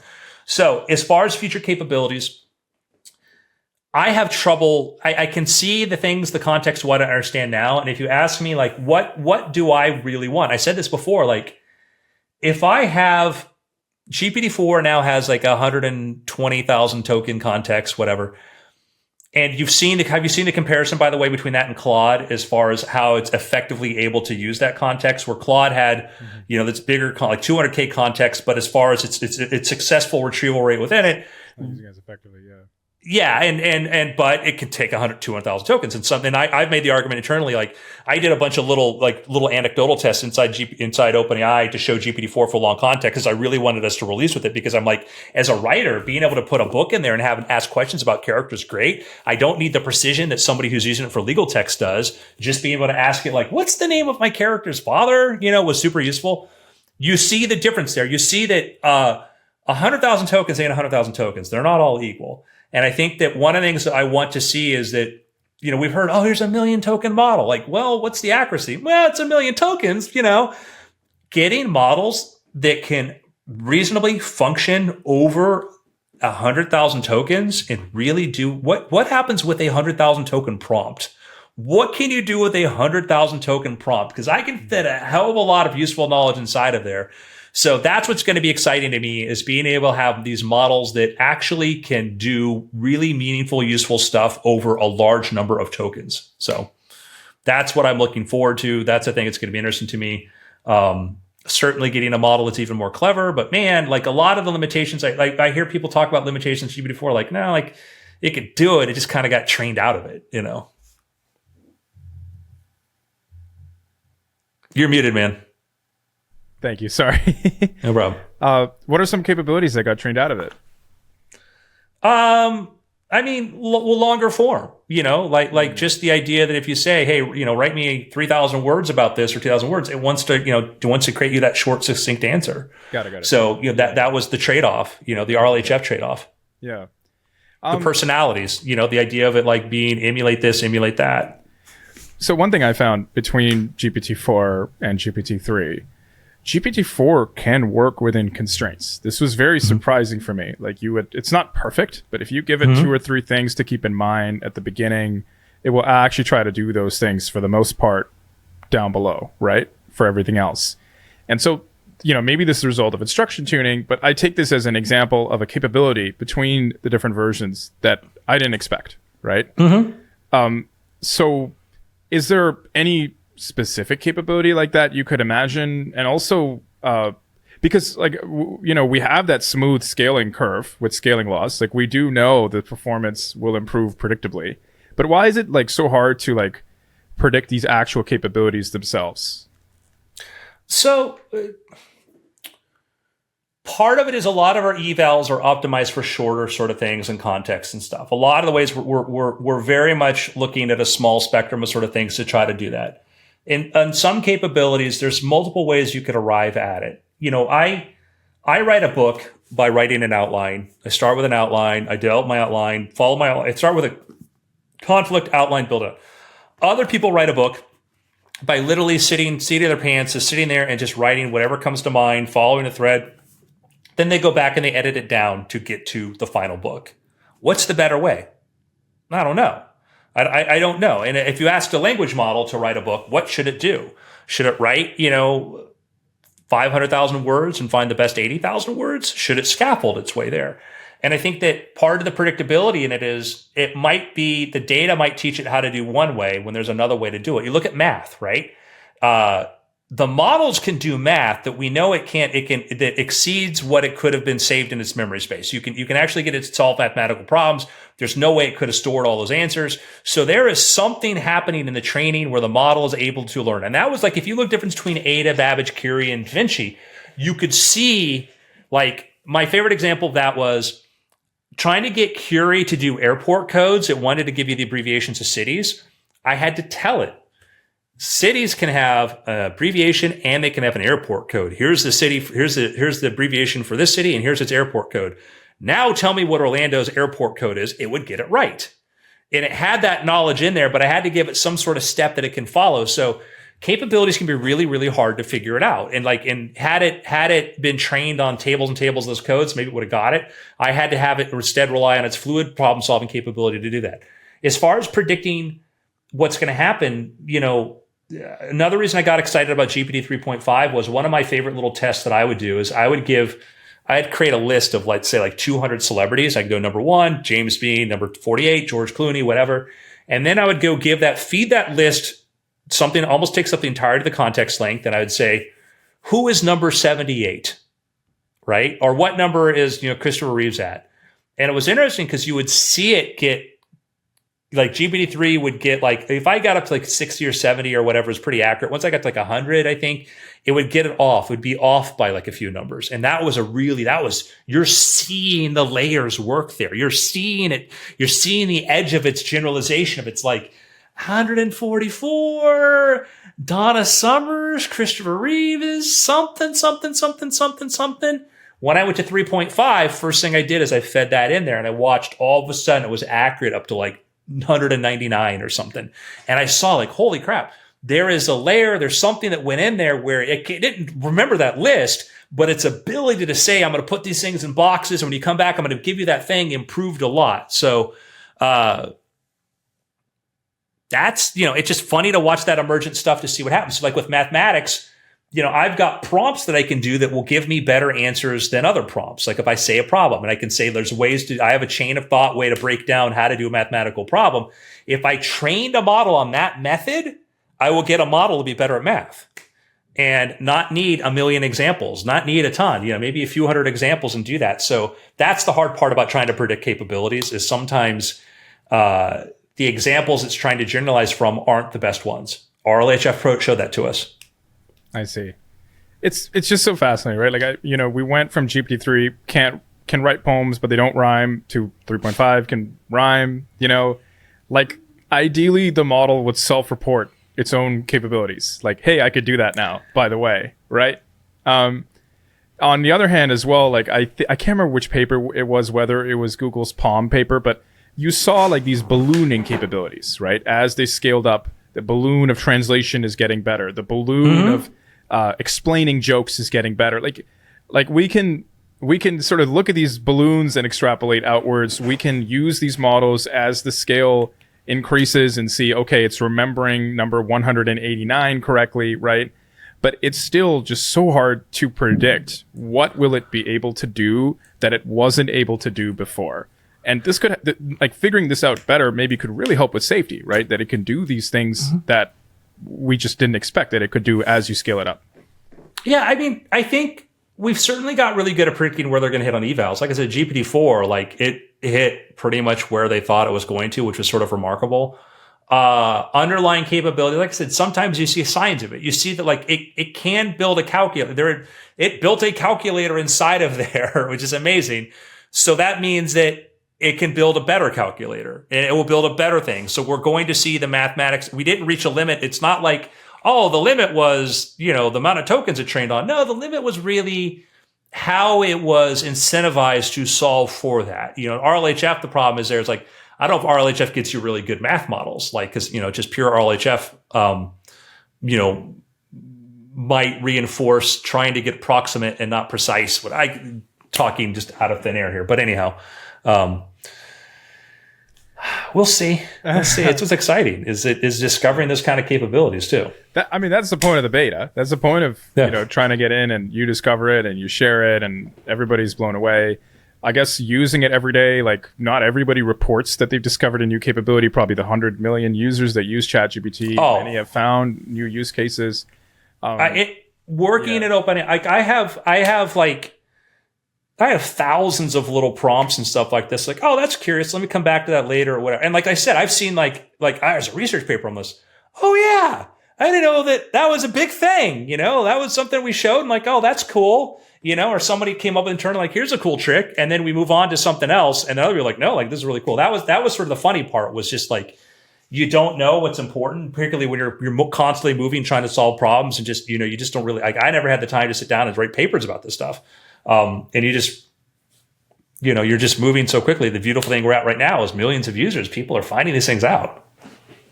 Yeah, it'd be nice if the model also kept track and reported back and hey, I could do this now, by the way. Like, but I guess OpenAI does have signals, right? Like the thumbs up, thumbs down, like other things, like that the user can give when it was good. So then they could maybe train on that.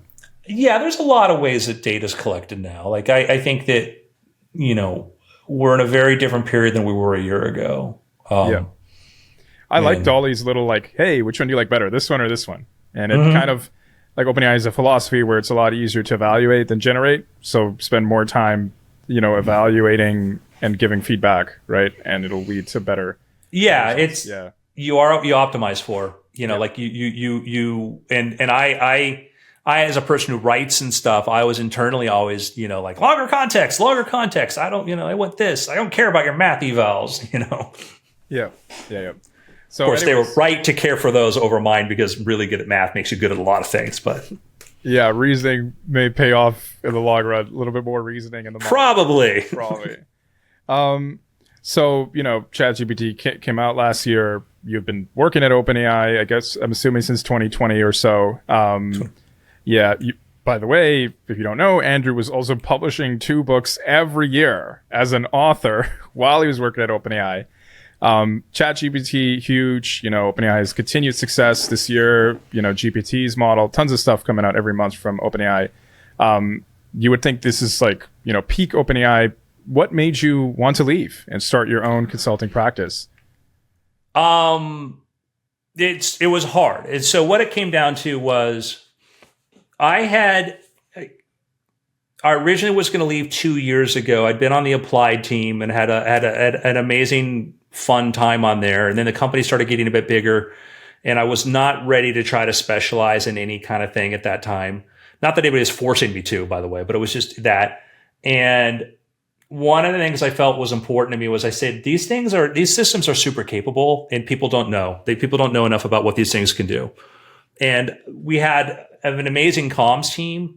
And I found a lot of times I was helping them out doing background. Like they'd say, hey, can you go show this, this newspaper outlet how to use this, like government agencies and stuff. And I said to them, could I, work with you, And they're like, yeah, sure. And so they made me the science communicator for OpenAI. And so, I wasn't sure. I talked to Sam about this because I really wanted to go leave and go work on some project to try to help with education outreach for AI. And Sam's like, we could do that here, but it's also like, give us 3 months, like just try this 3 months. I spent 3 months with that team, and they're an amazing team, and I had a lot of fun. And then 6 months goes by and a year go by, and I'm a year on that team. And then I reached my 2-year point, and I said, I've been here in 2 years, but I really feel like I did super proud of what I was able to do and got to work on a lot of different things. But I felt like part of me wanted to go do a startup. Like I just really wanted to do a startup. And it's hard because I love this company. I love OpenAI. I've had a great experience with everybody there. But I also felt like, I think I want to go do a startup before capitalism ends, before AGI changes everything or whatever. I think I want to go try do this. And I wanted to do something in the education space and helping people learn how to use this stuff. I said, there's a couple problems I wanted to start. I said, I'll just go do a consultancy. I'll work on this. So, I just reached 2 years at that team, and I just said, hey, like, this is not an easy choice. Probably a dumb choice, but, I was pursuing the opportunities to kind of do some other cool stuff there, whatever, it's a company that likes to keep people. But I said, let me go do this. And then if I fall flat on my face, I'll come begging, in a few months' time. And so, that was the decision. It really was just this, I want to go do this thing. Cause I only got my first tech job was OpenAI. My first experience, like in the world of tech, other than building stuff was there. And I just I want to go try this. So. Yeah. Like life is short. I think you can hit a scale just communicating and sharing all the insights you've picked up right? This stuff is very valuable. Like people are hanging on like your every word. Like this is amazing. Like for the public, right? Like, yeah, I get, there was, I got a lot of opportunity internally to help a lot of people, which was great. But now it's just like, I'm working with 3 different mental health startups, like helping them like figure out how to use this stuff, working with a lot of different, working with newsrooms. And so I'm probably, working with like a lot of people, like areas that I go like, where could they use a lot of help? And like, I'm doing most of this is pro bono. I'm just like, if you have a problem, you want to talk to somebody, I'll help you figure it out. Cause I just, particularly when people are working on stuff that I think is really useful, like that's been my position is really, it's literally like, I know a guy who's, working as a surveyor in Kansas City. Will you talk to him? Like, yeah, sure. I've been truly just trying to understand the space of what people are trying to solve it for. Cause I really want to figure out how do we bridge this gap? I believe in the power of this technology. I am concerned about this technology too, that I think that I am a very optimistic, Friedrich Hayek reading kind of guy, if you know what I'm talking about there, about the potential for this sort of stuff. But also, I don't know if we're talking about electricity or sapiens versus Neanderthals. I don't know. And I'm not convinced anybody else knows. But part of my job is, hey, tool users traditionally survive. Let's teach as many people how to be tool users as possible and get that as widespread as we can. So I've been very, very lucky now to sort of have opportunities to sort of try to work as much as I can towards that space. Yeah, and I see this as an extension of the work you did at OpenAI. It's just not formally in OpenAI. Yeah. It's just like I see it as like the next evolution, right? Less. I was going to say less meetings, but now I have more meetings now than before. So, but each meeting, somebody might say something, and you're like, "Whoa!" Like this is, like you're out there, right? So, anyways, so last. And I'm still a developer ambassador for OpenAI too. So I'm still in the Slack and still there. Yeah, still. That's amazing. Yeah, shout out to all the other developer ambassadors too. I should ask Braun to come back. I should hit up Bram. Yeah, we for Dev Day they crashed at my place and we went over and did that. That was a blast. That's amazing. I'm glad. Was that like the first time y'all have met in person, or is that Bram came to my birthday party earlier in the year? That was the first time I got to hang out with Braun in person. Braun stayed in my guest room over there, left some graffiti on my whiteboard. Thanks, Braun. And then Lucas, I've known Lucas for a long time. So the Dev Ambassadors is, just a group of people volunteers that work with OpenAI and testing stuff and whatnot. And those are my buddies. Shout out to all them advocating, teaching, educating. Yeah. It's amazing since the beginning. I've been always recommending people get in touch with ambassadors. A great starting point. All right. Last question. Do you have any remaining advice for creatives, entrepreneurs, prompt engineers? I'm still figuring things out. So let me make that very clear. I'm still figuring out my path in life. And I am, you would hope at this point in my life I would have figured out. I have not. And some of the best advice I've had, some of the best advice I've ever taken was to do the opposite of what people told me. I would tell, like, my advice to people is like, have a process to learn and to improve. When I wanted to become a writer, I decided to become a novelist at 37 years old. And I wasn't sure, like, maybe that's too late. Maybe that's too late to do it, 37, and then I'm like, well, what else am I going to do? Am I going to just keep wanting to go do it, whatever? And so I said, okay, for me to do this, I need to have a process to improve. I don't want to wait 10 years to become a novelist or get discovered. And I said, I liked it. Ebooks. Ebooks were big. I will go pursue ebooks. My ego can handle not having a big publisher publish my books. I was fine with that. But I said, how am I going to get better? I said, well, I need a process. So my process was I was going to write as many books as I can, as well as I can, then read a book on writing and continue forward.